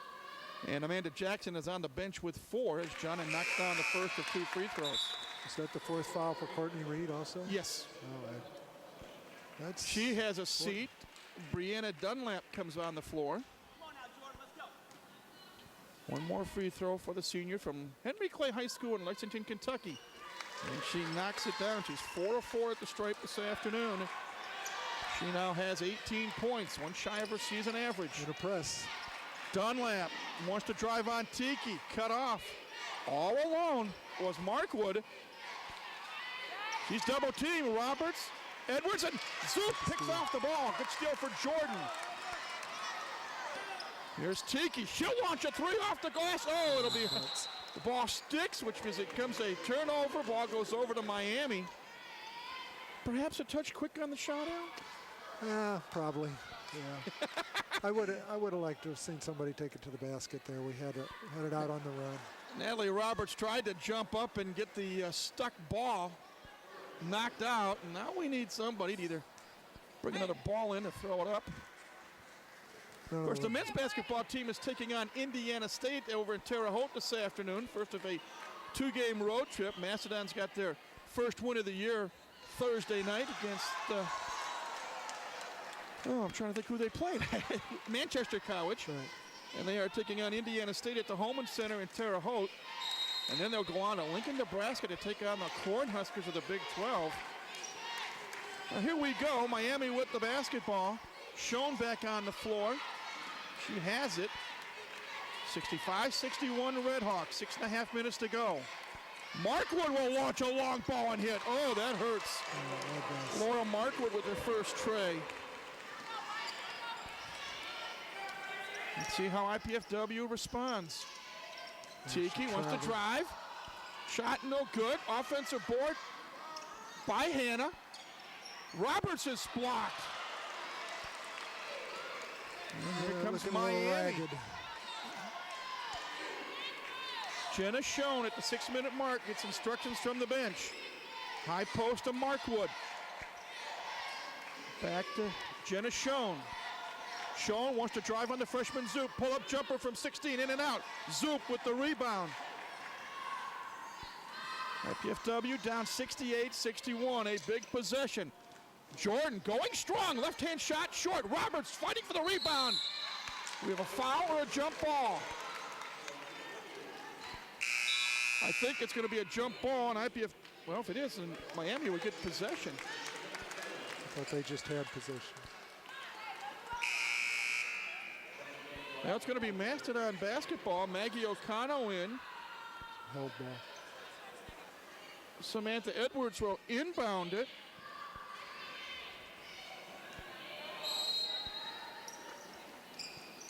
Gets it out to Maggie. Maggie to Zoop, top of the key. Watched by Hawkins. Jana might launch one. Instead she penetrates. Oh, they say she palmed the basketball. Chris Paul not happy with that call. I think it was a good call. 17th turnover on IPFW. Now it's time for the blue and white to play some defense. They're down by 7 with 5:23 to go. Miami working it on the perimeter. Courtney Reed back on the floor, gets it to Hawkins. Hawkins fakes the three, penetrates, loses the ball, picked it by Cano. Out the pass to Lewis Carlisle. Jana will lay it off the glass and in. Now the Downs down by 5 with 5 minutes to go. 2-2-1. Press put on, it's the old UCLA press. And timeout called by Maria Fantana Rosa with 4:56 to go. 30-second timeout.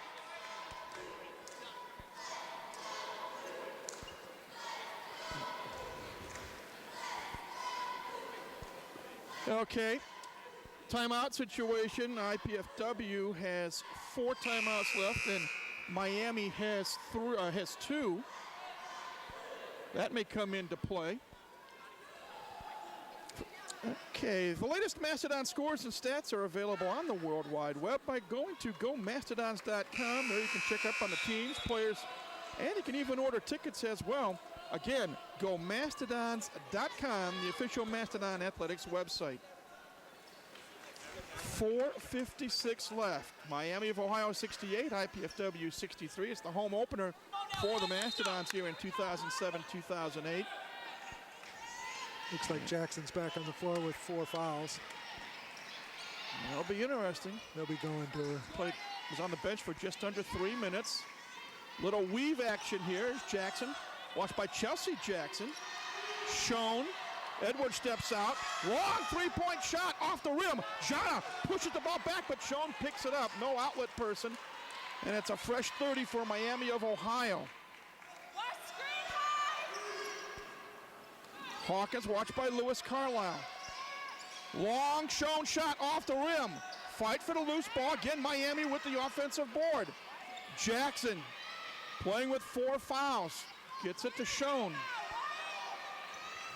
Jenna Schoen will play the point with 4:08 to go. Hawkins inside Jackson. Bank shot. No! Tap up. Again, Jackson has it knocked away by O'Connell. Are they going to call a jump ball or a foul? Jump ball. Jump ball. Miami will retain possession with 4:01 left. Sarah Haluska quickly to the scorer's table. She will check in for Chelsea Jackson. 29 seconds on the 30-second shot clock. Shono inbound it. Looking for Jackson all the way. Looks. 5-second call. Great defense by IPFW. It's about 7 seconds. He just didn't blow his whistle very fast. Chris was having a heart attack over here on the bench. The Dons trail 68-63. Jordan Zoop will bring the ball up over midcourt. Picked up there by Ashley Hawkins. Jana Lewis Carlisle. Pull up 12-footer. Good.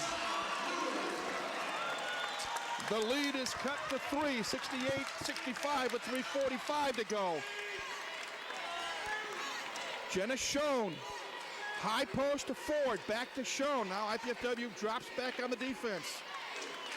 15 on the shot clock. 3:33 on the game clock. Jackson. Bank shot. Off the rim, no! Ford shot no good, but she's fouled and she'll shoot 2. Second chance points again. Too many offensive rebounds. Foul is on Sarah Haluska, her second, team 9th. When we come back, Miami of Ohio at the line. 3:28 to go. It's the Red Hawks 68, the Mastodon 65. This is IPFW basketball on CATV.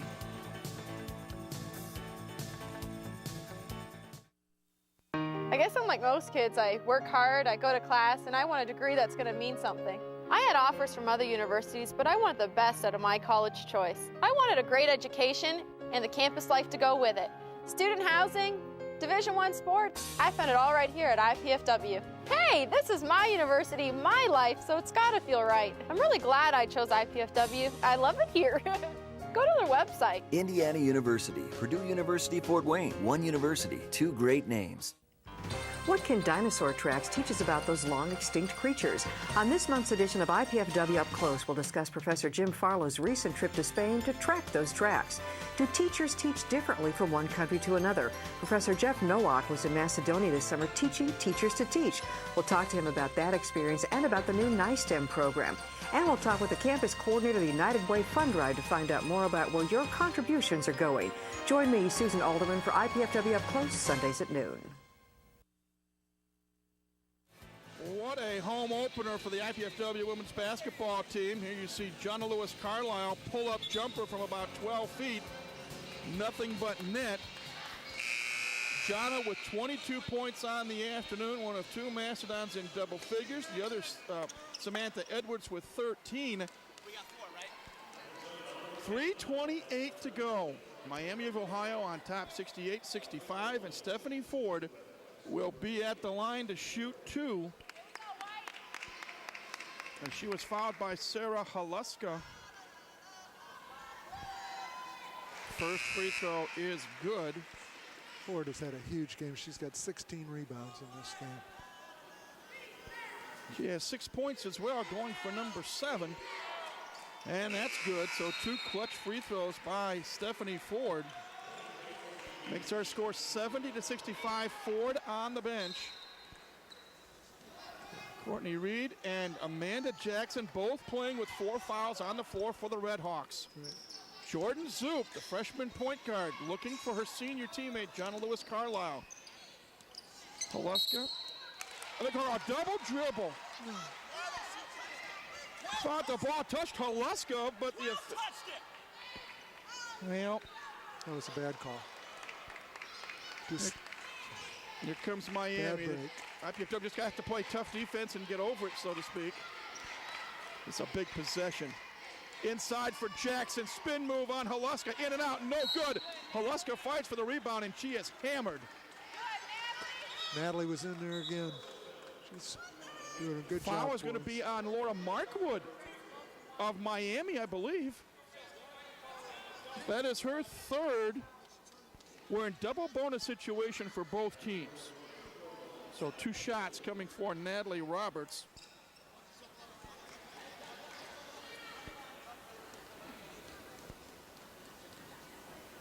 First one is good. What an afternoon for the senior from Connorsville, Indiana. She has 1 more free throw coming. She's going for her 11th point. And she gets it. Good work. She is 9 of 10 at the free throw line this afternoon. IPFW down by 3 with less than 3 minutes to go. Back to the pressure. Well, here is Jenna Schoen. What a game she has played from the point guard position. To Jackson, wants to drive on Lewis Carlisle. He's cut off by Roberts, looks for help. 8 on the shot clock. Schoen driving, they open it up, a 10-footer. No good. Zoop with the rebound for IPFW. Under 2.5 minutes to go. Don's down by 3, 70-67, a critical possession. Haluska, Edwards, top of the key, back to Sarah Haluska. She wants to drive, hand it over to Jonna Lewis Carlisle. 8 on the shot clock. Jonna wants to drive on Schoen, in the lane, shot up, off the glass, count it, she's fouled. You can't teach that. Shot clock winding down, and the senior from Lexington, Kentucky banks it off the glass and in. The foul is on Schoen, her 3rd. And here's the replay, Al. Jonna at the line, and she drains it. We're tied at 70 with 2:05 to go. Lewis Carlisle with 25 points. That's too shy of her career high. Jenna Schoen will bring it over midcourt. Hawkins back to Schoen. 1:53 to go. High post to Markwood. Back to Schoen. Watched by Haluska. Crowd chanting defense for IPFW. 5-second call. What a play by the freshman, Sarah Haluska. Good work. And Miami calls a 30-second timeout. They're down to one timeout out with 1:44 to go. And IPFW with a chance to retake the lead. As you see the Miami bench, Maria Fantana Rosa. Well, upcoming for IPFW, the conference season, the Summit League conference season will get underway Thursday, December 6th, and that's a 5 p.m. tip-off against Southern Utah, and then followed by UMKC, the Kangaroos from University of Missouri, Kansas City, coming to town at 1 p.m., and those games are both going to be at the Memorial Coliseum. The Summit League opening games for IPFW in the Summit League in 2007-2008. Regardless of the results, this has been a nice performance by IPFW today. It bodes well for their conference season once they start. Samantha Edwards inbounds it to Jonna Lewis Carlisle. You've got Haluska, Roberts, and Jordan Zoop on the floor as well for the Mastodons. Lewis Carlisle looking inside pass to Roberts, tries to get it to Zoop. Double foul. We have a double foul. Oh, Reed pounced the ball up high. Let's see who they're going to call the fouls on. Looks like Natalie Roberts for IPFW, because she's the only 35. And I'm not sure. Number 11 for Miami. Okay, that's Hawkins, and now she has 4. They say 5 on the board, but I think you're right. If it's a double foul, it should go alternate possession, which would be IPFW basketball. With 90 seconds left on the clock. Double foul, alternate possession. And yet Miami's got the ball. I'm surprised there. Yes. Well, here is Jenna Schoen, watched by Samantha Edwards. 1:20 to go. We're tied at 70. Schoen now watched by Haluska. To Jackson, playing with 4 fouls. Inside pass. Markwood, left-handed shot up and in. Now it's Miami up by 2 with 1:05 to go. Jonna Lewis Carlisle takes a look at her head coach, Chris Paul. Dribbles to her left. Inside ball knocked away, picked up by Courtney Reed. Loose ball, picked up by Haluska, and she is fouled, I think. That's foul for Jackson. And if that's on Jackson, she is gone. 5th foul on Amanda Jackson with 54 and 4/10 seconds left. Critical free throws coming up for IPFW. They are down 72-70. Now Maria Fantana Rosa has, I believe, 30 seconds to insert a player, so this is the unofficial timeout. Of course, Miami is down to 1 timeout. IPFW has 4 to play with. And we'll see who Miami does insert on the floor, and it looks like it's going to be Stephanie Ford. Who's on the line, Haluska? I believe Sarah Haluska will go to the foul line. There's a lot of pressure on the freshman. Sarah has yet to take a free throw in nearly 3 games now. But she's got 2 opportunities here. And we will see how the freshman from Aliquippa, Pennsylvania can handle it. Again, 72-70 the score. Here is the first of 2 free throws off the iron, no good. 1 more coming. See if Sarah takes a deep breath and relaxes. It's well off the line. It is in the air. In and out, no good. Ball's knocked out of bounds by Ford. Good play by Natalie Roberts. The Dons get a reprieve of sorts. And Chris Paul wants to talk it over. 53.7 seconds left. It's an IPFW 30-second timeout. And who do you think this play will be designed for? So I want to remind you that our next telecast on CATV Sports for women's basketball will be Saturday, December the 8th at 1 p.m. Again, the Kangaroos of UMKC, or the University of Missouri Kansas City, will be here. And that is a 1 p.m. tip-off. Now again, Natalie Roberts, Al, you were talking about the game she has played today. She was in the right place at the right time and forced a turnover on the missed free throw attempt. Yeah, good focus throughout this game. That's really encouraging to see Natalie play it for this length of time at this level. Jordan Zoop will inbound the basketball. Holuska, Lewis Carlisle, Roberts, and Edwards. Jana gets the inbounds pass. Watched by Schoen.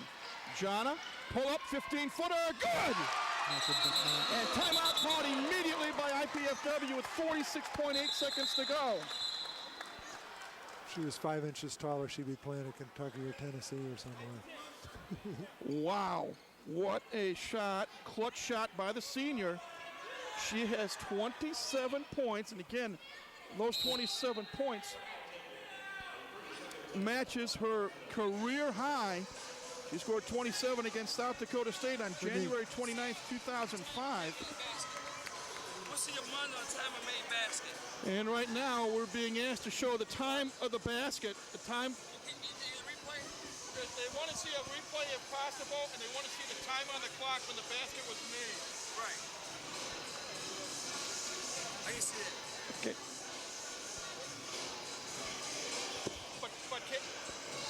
You can show, okay, we're going to see you get a look at the replay. The officials are coming over here, and they're going to try to show the replay. I know here it does, but when they show the replay, I don't think it and they're rewinding it right now.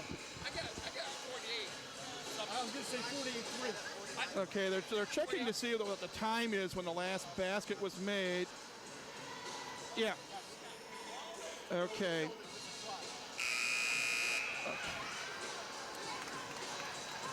Okay, you can see the replay here. Jana, Lewis Carlisle pull-up jumper. Unfortunately, the clock isn't showing. Yeah. Okay.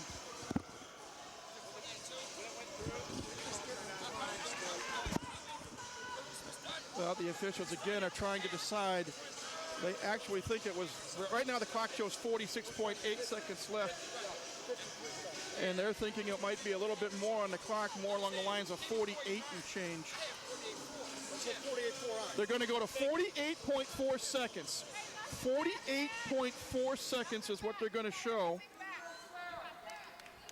Miami will have the basketball. We are tied at 72. A little excitement right here at the table, yeah. Al. we were popular. Well, I like this. Chris is going with full court pressure, or three-quarter court pressure here. Okay, and now, again, Marvin Sykes is talking to Chris Paul right in front of us. And, again, what happened was the shot went through, the whistle blew, and I'm not sure that the game clock actually stopped. No, it did not. So here we go. Miami inbounds the basketball, and Jenna Schoen will bring it up the floor. IPFW tied 72 all, 40 seconds to go now. Schoen, watched by Holuska, rubs off a forward pick, kicks it out. Reed, Schoen, baseline drive, shot up, no good.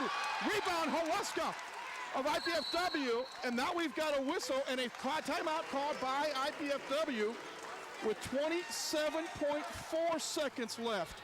Huge board there. Wow. And again, who was in the middle of the play? Natalie Roberts. Yes. Holuska got the rebound, but Roberts' presence was definitely felt there as well. For sure. Upcoming events, women's basketball next Wednesday night, November 28th. Franklin College is here, 7 p.m. at the Gates Center. A week from today, December 1st, the men's team will be at the Coliseum taking on the Mustangs of Marygrove College out of Detroit. And again, the conference season opens up for both men's and women's basketball on Thursday, December the 6th, Southern Utah. The Thunderbirds will make their initial visit to Fort Wayne to play in a conference game. They played here in the what used to be the Mid-Con tournament for 3 years a few seasons ago, but that's what's coming ahead here at home. Samantha Edwards will inbound the ball to Jana Lewis Carlisle. Miami has dropped back to midcourt. This will be interesting. Shot clock is off. We're tied at 72. Will the Dons play for the last shot? Will Miami try to force a turnover? Lewis Carlisle, top of the key. Double team, loses the ball. Here comes Miami. They can now play for the last shot. And they call their final timeout with 11.1 seconds to go. A tough break for IPFWL. They ran a double team at her, and she didn't see it coming quick enough. There was a lot of contact, but I think it was a good no call. IPFW now with 21 turnovers as opposed to 12 for Miami. There's Maria Fantana Rosa.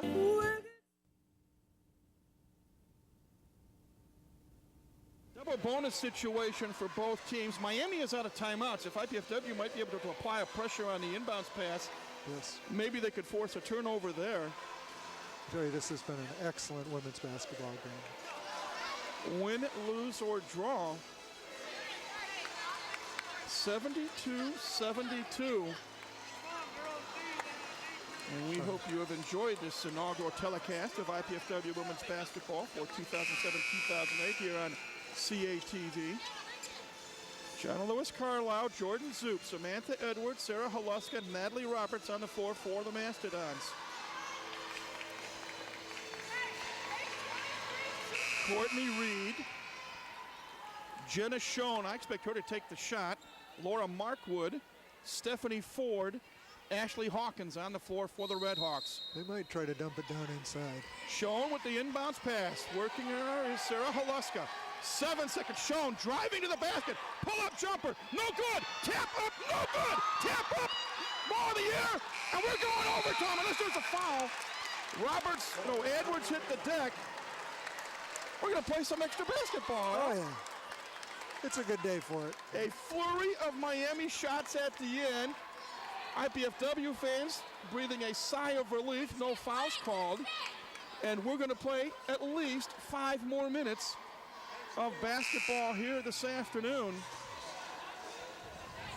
72-72.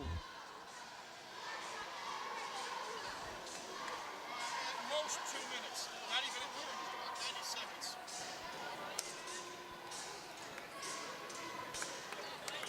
Again, our officials are at the scorer's table. They want to double check the timeout situation. Miami was out of timeouts now, so I think they get one. Yes. And IPFW had one full one left, so they'll get a second one, which I think is a 30-second timeout. Yeah, they'll get 2. Again, the double bonus is still in effect for both teams. Over 10 fouls have been committed in the second half. Foul situation's interesting because we have no one with over 3 fouls, and they have 2 starters who will be on the floor, Reed and Hawkins, with 4 fouls. So that makes for a good opportunity. And perhaps most importantly, Amanda Jackson has to watch this extra period. Watching. She has fouled out with 22 points, 5 rebounds, and 2 assists on the afternoon. Real quickly at the end of regulation, IPFW 21 of 50 from the floor for 42%, 5 of 19 from behind the arc, and 25 out of 32 at the free throw line. Miami 26 of 75 from the floor for 35%, 4 of 14 from three-point range, 16 of 22 at the free throw line. Rebounding edge to Miami, 45-39. Turnovers, 21 for the Mastodons, just 12 for the Red Hawks. Assist favors Miami 10-4. Those are some of the team numbers. So those free throws are huge. 32 free throws that we've shot today. That's a bundle. Well, 78% for the game. That's a nice high number. We will jump it up. It'll be Natalie Roberts and Laura Markwood in the center circle. 5 minutes of basketball to see who's going to walk away with a victory here on this Saturday afternoon in Fort Wayne, Indiana. Ball is up and controlled by IPFW. Zoop stole the tap. First possession may be the most important possession. Jordan Zoop, watched by Hawkins. Zoop wants to drive, kicks it out to Edwards for 3. Off the rim, no. Zoop fighting for the loose ball, but it's controlled by Miami. And here is Jenna Schoen. She's going to see the ball in her hands a lot over the next 5 minutes. She's watched by Sarah Haluska. 72 all, first minute of overtime. Courtney Reed, watched by John Lewis Carlisle. Schoen. 8 on the shot clock. Mark Wood for 3. Off the mark, out of bounds. Ball goes over to IPFW. They looked just a little leaderless there without Jackson in the lineup. I think they were trying to figure out who to go to. Samantha Edwards inbounds it to Jordan Zoop. What a pressure cooker for the freshman out of Aliquippa, PA. 4:10 to go in overtime. Zoop, watched by Hawkins. Now here's Holuska. Zoop, 10 on the shot clock.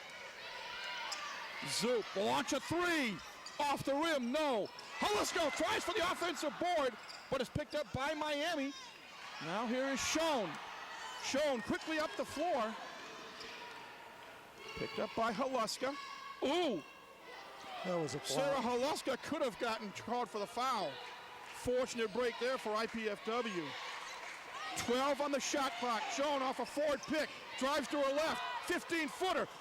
Off the rim, no. Fight for the loose ball. Jump ball. Possession stays with Miami. 3:26 left. Again, in terms of timeouts, IPFW with 2. Miami of Ohio with 1. Schoen to inbound it underneath their own basket. Looks for a cutter. Gets it into Mark Wood. Ball stolen by Roberts. Here comes Jordan Zoop. 13 turnovers now on Miami of Ohio. Zoop, top of the key. Gets instructions from head coach Chris Paul. She'll launch a 3. Wide of the mark. Good effort by Holuska, but the ball is out of bounds and goes over to the Redhawks. 3:03 left in the overtime. Neither team has scored yet in extra time. Still tied at 72. Jenna Schoen, watched by Sarah Holuska. Mark Wood, high post, back to Schoen. Drives, stops, turnaround jumper, off the rim, rebound, Samantha Edwards of the Mastodons. IPFW doing a better job on the boards, Al. Yes, the gap's been narrowing. Getting closer all the time. Jonna Lewis Carlisle in front of her own bench. Double team, gets it to Edwards, baseline drive, kicks it out. Zoop for 3, yes! Jordan Zoop. And quickly IPFW calls their 32nd timeout. You could just see it in her eyes. She's wanted it since we went into the overtime. I think that's a product of being in those state championship games that she played in high school. 2:22 left, and we're going to see a replay here. Again, Jonna Lewis Carlisle, the senior. Double team. Gets it to Samantha Edwards. Finds the open Sam, player. Double team. Excellent. Nice skip pass, and Jordan, cool as a cucumber, drains it. Very good. That's good execution. She has 2 field goals today, does Jordan Zoop, and they're both from behind the arc. A couple of free throws as well for 8 points. Don's up 75-72. What an exciting opening telecast on CATV for women's basketball. 2 freshmen we have on the floor right now played together, won 2 state championships together. They understand being in pressure. It's really a benefit for them. Yeah, let's see. Jonna Lewis Carlisle, 27 points. Samantha Edwards, 13. Natalie Roberts, 11, and 7 big rebounds today. As far as I'm concerned, win, lose, or draw, Natalie's our star of the game. Yes, 9 of 10 from the free throw line. And for Miami, 22 points for Amanda Jackson. Again, she has fouled out. 15 for Laura Markwood. 10 for Ashley Hawkins, and 9 for Jenna Schoen. Schoen is on a string of 10 consecutive games, the last 6 of last year and the first 4 of this season, where she has scored in double figures. That streak in jeopardy, but I'm sure she doesn't really care about that right now. All she knows is that her team is trailing by 3 with 2:22 to go. Back to the action, Schoen up over midcourt. Still with the basketball. Now here's Hawkins.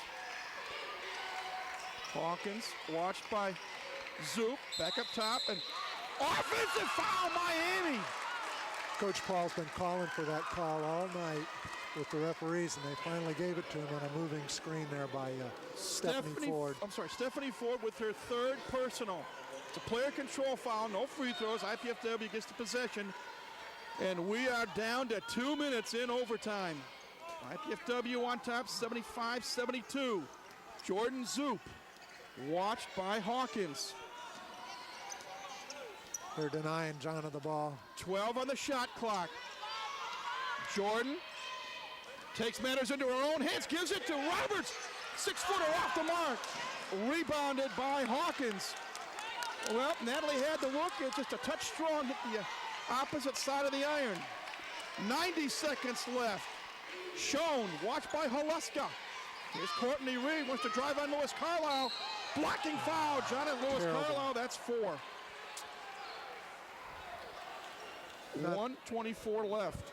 Not the way I would have called that. 2 free throws coming up. And it will be Courtney Reed, the former product of Northfield High School. And you see John Lewis Carlisle. First free throw, no good. A critical miss. Okay. Reed is now 3 for 5 at the free throw line today. One more coming. And cut the lead to 2, and she does. 75-73, and here's Hawkins trying to go full court pressure on Zoop. And Jordan says, no way, now Jonna with the ball. Jonna Lewis Carlisle, watched by Schoen. They do a little clear out on the right side. 15 on the shot clock, 1:08 in the game clock. Pull up 14-footer, in and out, no. Roberts, I should say, Roberts gets the ball, but now they loses it. Here is Schoen, chance to tie. Underneath shot, no good, but a foul. Reed will go back to the line. Now, Roberts and Edwards tried to keep possession of the ball down low. Yeah, they didn't maintain their calm there. They tried to get it released a little too quickly instead of just clearing people out. Sarah Haluska charged with their 3rd foul. Courtney Reed, who was 1 of 2 a moment ago, with 2 more here. And the first one is no good. 50. I mentioned earlier that Miami as a team is not a real good free throw shooting team. It may come back to bite them here. Second one is good. 57 seconds to go. 1 point. 75-74. IPFW, fortunately, timeout called as Jordan Zoop almost lost control of the ball. Chris Paul uses his final timeout, and it's a 60-second timeout with 50.9 seconds left. Let's take a quick, let's keep it right here. We'll keep it right here. There you see the IPFW huddle. The challenge here will be, I'm sure Chris wants to get the ball in Jonna's hands. The last couple times they've been face guarding her and denying her possession. So it'll be a challenge to get the ball to her. Now, the first main like challenge most kids, of sorts, IPFW with no timeouts left, have to get the inbounds pass in. And here's a situation where Miami now has 1 timeout left. I believe that's a 30-second timeout. Again, we were tied 72-all at the end of regulation. Now it is 75-74. And what's happened here in the overtime, Jordan Zoop with a big 3-pointer for IPFW and Courtney Reed with a pair of free throws in 4 attempts for Miami. Looks like they're going to let Jonna break. Samantha Edwards into Jonna. Watch by shot, double team! And she loses the ball, almost. The ball comes right to me, and fortunately, IPFW retains possession. 46.4 seconds left. Edwards again to inbound it. Watch by Markwood. Gets it to Zoop. She'll be picked up by Hawkins. Jonna now gets it in her hands. 40 seconds to go. IPFW up 1. 75-74. Here comes a double team. Open is Zoop. Kicks out to Edwards. 12-footer. Yes! Big shot. Samantha Edwards with a deuce. Now the whistle blow play is stopped at 27.1 seconds.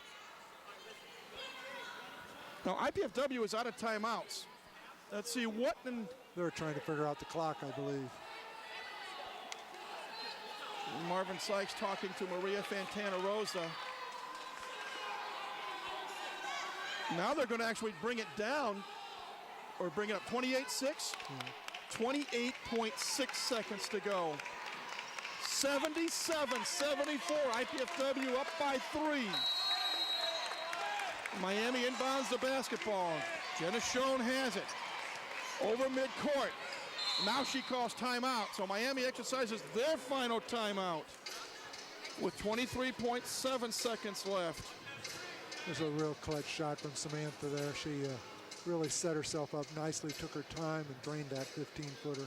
She has 15 points and 7 rebounds. Wow. And Al, you were here when you and Bruce and Chris came over here when IPFW made the transition to Division I. Yeah. Quite a difference now from when you were here when the program got started, isn't it? Yes, the talent's just gone up each year, and you just see it in the speed, jumping ability, skill sets are all improved. It's exciting. People really need to come out and see this kind of a game. It is a very good ball game. Miami is 4 of 15 from three-point range this afternoon for 27%. My question to you is, do the Red Hawks go for the 3 or try to get a quick 2 and hope for a steal or a quick foul? Yeah, I don't think they'll go for the 3. They may take it if it's open. Schoen has it. Both teams out of timeouts. Well, Schoen will launch it for the tie. No good. Roberts with the rebound to Zoop. Jordan is fouled with 13.6 seconds to go. A chance to possibly put a nail or 2 into a coffin. Let's see who the foul is called on. It is on Courtney Reed, and she is fouled out. That is foul number 5. So Courtney Reed from Miami will sit down after scoring 11 points and pulling down 6 rebounds this afternoon. They didn't register that rebound for Natalie, but that should have been her 10th and should have given her a double-double. Brianna Dunlap comes in. Ashley Brown comes in. Nope, Brown is still on the bench. Nope, now she comes in. She's sent in. Brown will replace Stephanie Ford. And Jordan Zoop with a couple of big free throw opportunities here. They just need one. At least one to put it to a 2-possession game. And first one rolls around the rim and out. One more coming. Jordan now 2 of 3 at the free throw line today. Talk about big free throws. It's on the way, and it is good. 78-74. 13 seconds. Schoen quickly up the floor. Hawkins for 3. No good. Lewis Carlisle with the board up the floor. And she is fouled with 3.5 seconds. And I think we still have 3.5 seconds to go. But I think, and Schoen picks up her 4th, that IPFW may get their first win of the campaign. It'll be a long ride home to Oxford, Ohio. Jonna Lewis Carlisle at the line for 2. First one is good. That is a career high for Jonna, 28 points. Chance for a little icing on the cake. She can make it 80-74. It's off, rebounded. Schoen will take the last shot. It'll be a 3. Off the rim, no good, and this game is finally over. And a big, big win for IPFW as they won it in overtime, 79-74. They go to 1-2. The Red Hawks drop to 3-2. Players and coaches congratulating each other at midcourt. Wow, what a basketball game. I think we will take a break, catch our breath, and then come back with a quick recap. Again, the Dons win it, 79-74. And we'll be back in a moment here on CA-TV.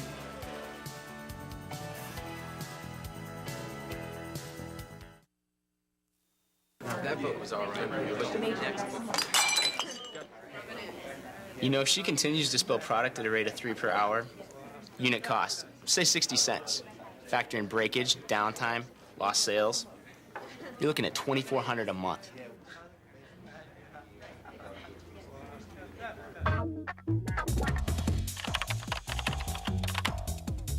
Indiana University, Purdue University, Fort Wayne. One university, 2 great names. The power's out, but you've planned ahead, and your food safety plan is on. You've stocked up on shelf-stable foods and a canner in case you're in the dark for a while. You don't open the fridge, foods there will be safe for up to 4 hours if the door stays closed. You keep the freezer shut too, and you've kept it full. A full freezer will keep food frozen for about 2 days. A half-full freezer, about 1 day. For longer outages, you move cold foods to an insulated cooler with plenty of ice or freezer gels, and you use a thermometer to ensure foods remain no higher than 40 degrees Fahrenheit. If the power returns quickly, you make sure freezer foods have ice crystals, and check foods in the refrigerator with a food thermometer to make sure they're at 40 degrees or below. If not, or if there's any doubt, throw it out. To learn more, log on to AskKaren.gov or call the U.S. Department of Agriculture's Meat and Poultry Hotline at 1-888-MP-HOTLINE. A message from USDA's Food Safety and Inspection Service. Life is good, but with a master's degree from IPFW, it could be even better. You could land a promotion, earn more money, become a leader in your field. And IPFW makes it easy. With affordable tuition, night and weekend classes, and more than 20 graduate programs from business to education to public affairs and more. Become the master of your future. Indiana University, Purdue University, Fort Wayne. Your graduate university. Welcome back, everybody, to the Hilliard Gate Sports Center here on the campus of IPFW. A thrilling opening telecast on CATV for women's basketball this season. In overtime, the Mastodons defeat the Red Hawks of Miami of Ohio 79-74. With us is head coach Chris Paul. And what a ball game, Chris. Well, yeah, and I'm sweating bad right now because I've been up and down on the floor, but we knew that we've been playing pretty good basketball. You know, sometimes when you go out on the road and people look at it and they say, you're 0-2, what's wrong with your team? Nothing's wrong with our team. We just played two very good opponents. I love this basketball team, Mike. I mean, they play hard. What you saw there was what we see every day in practice. The kids just work, and they gut things out. And when push came to shove, when it was time to step up and take control on our floor, they did. Well, you talked about two pretty good basketball teams in Toledo and Texas Tech. Miami of Ohio is a pretty good basketball team as well. Well, they came in here 3-1. You know, they've won 3 straight. They beat a good IUPUI team, a good Wright State team, and a good Radford team. When your only loss is Notre Dame, you got a pretty good team. And I anticipate they're going to have a real good year in the MAC. I think that what this shows is we've got a lot of depth and we've got a lot of talent.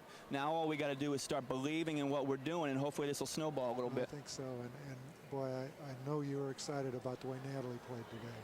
Yeah, oh, absolutely. I mean, I'm looking at the first time I've seen the stats, but, you know, when we lost Lisa Lott Malfate to a back injury and she didn't come back this year, you lose your starting center. And then when your next starting center goes out with an ankle sprain, your two biggest kids, somebody's got to step up. And Natalie's been through an awfully lot in her 3 years here, and I think what we saw there is what Natalie can do. I mean, you've known her since she was here. I mean, she's got all the talent in the world. What she needs is confidence.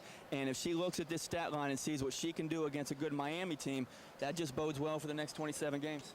Chris, in 60 seconds or so, a blending today. You had Natalie Roberts, the senior, with 11 points. John Lewis Carlisle, senior, career-high 28 points. And yet, down the stretch, you had that dynamic duo from Aliquippa, PA, the freshmen Jordan Zoop and Sarah Haluska, both contributed mightily to this victory. Well, I mean, when I went and saw them play in Pittsburgh, what stood out was they know how to win. You know, whenever you win 2 state championships, you just know how to win. It's not that they're the flashiest kids in the world and they don't stand out, but they know how to win. And 2 things happened. One, Jordan missed 2 threes and missed 1 bad. Most kids at that point would not take the next one, but she's wide open and then she hits a big one. And then Sarah, what Sarah does is she said to me over there, she said, Coach, I want 10. I want 10. She's that personality that she doesn't care that she didn't score. What she wanted to do was get a stop because she knows that that's what she does for our team. And, you know, the good thing about him is I got him for 4 years. Yeah, excellent. Well, again, congratulations. A big win. First win of the season. Yes. Defended the home court. Thrilled this crowd here at the Gate Center. And now it's upward and onward. I hope so. We'll try to continue it Wednesday. Thanks, We've guys. been chatting with Chris Paul, the head coach for IPFW women's basketball. We'll take a break, come back, give you some highlights and final numbers. Again, the Dons win it in overtime over Miami of Ohio, 79-74. And we're back at the Gate Center in a moment right here on CATV.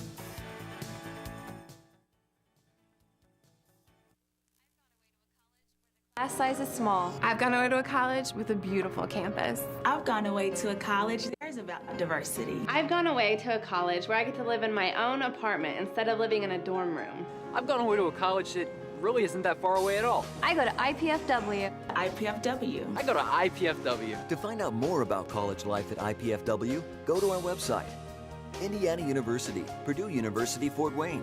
One university, two great names.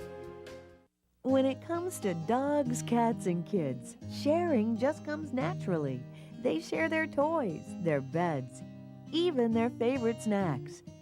But pets and people can share other things as well, like disease. Zoonotic diseases are illnesses that can be transmitted from animals to humans, like leptospirosis, or diseases that affect both people and pets, like Lyme disease. Fortunately, you can help reduce the risk by visiting your veterinarian. Your veterinarian can help protect against zoonotic disease and potentially harmful parasites.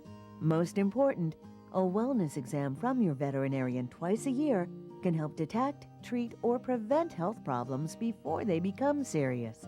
So share affection, not illness, and ask your veterinarian about zoonotic disease protection for all your loved ones. A message from the American Veterinary Medical Association and your local veterinarians. Pizza! Pizza! I must eat. Wait, what is this? Capsicum anum? Agaricus bisporus? Allium cepa? Can we eat this? Peppers, mushrooms, and onions. Eat your pizza, man. Honey. Indiana University, Purdue University, Fort Wayne. One university, two great names. Welcome back once again to the Hilliard Gates Sports Center here on the campus of IPFW. Along with Alan Buck, I'm Mike Maz, and what a game we have just seen. And you're going to see some highlights now. An overtime matchup, IPFW and Miami of Ohio. And boy, Amanda Jackson, now it's a good thing that she fouled out in the second half, or it might have been a different outcome. Critical call there and late in the second half when she went out of the game. Natalie Roberts with a big offensive rebound putback. Boy, what a game the senior from Connersville, Indiana had this afternoon as well. Laura Markwood knocks down a triple for Miami. Tip ball. Maggie O'Connell retrieves it, flips it to Jonna Lewis Carlisle, and the senior with two of her game and career high 28 points. Jonna, a little shake and bake move on Jenna Schoen. Showing her strength right there. And there's Sarah Haluska playing the defense that Chris was just talking about. On Jenna Schoen, inside pass to Markwood, left-handed shot off the glass and in. Inbounds play, Jordan Zoop. Up top to Jonna. Jonna's got that quick first step, pull-up jumper, and she knocks it down. This was a great play here. It really was. Jonna to Sam, outside to Jordan. This is an overtime, and the freshman just knocked it down. And here's Jonna Lewis Carlisle.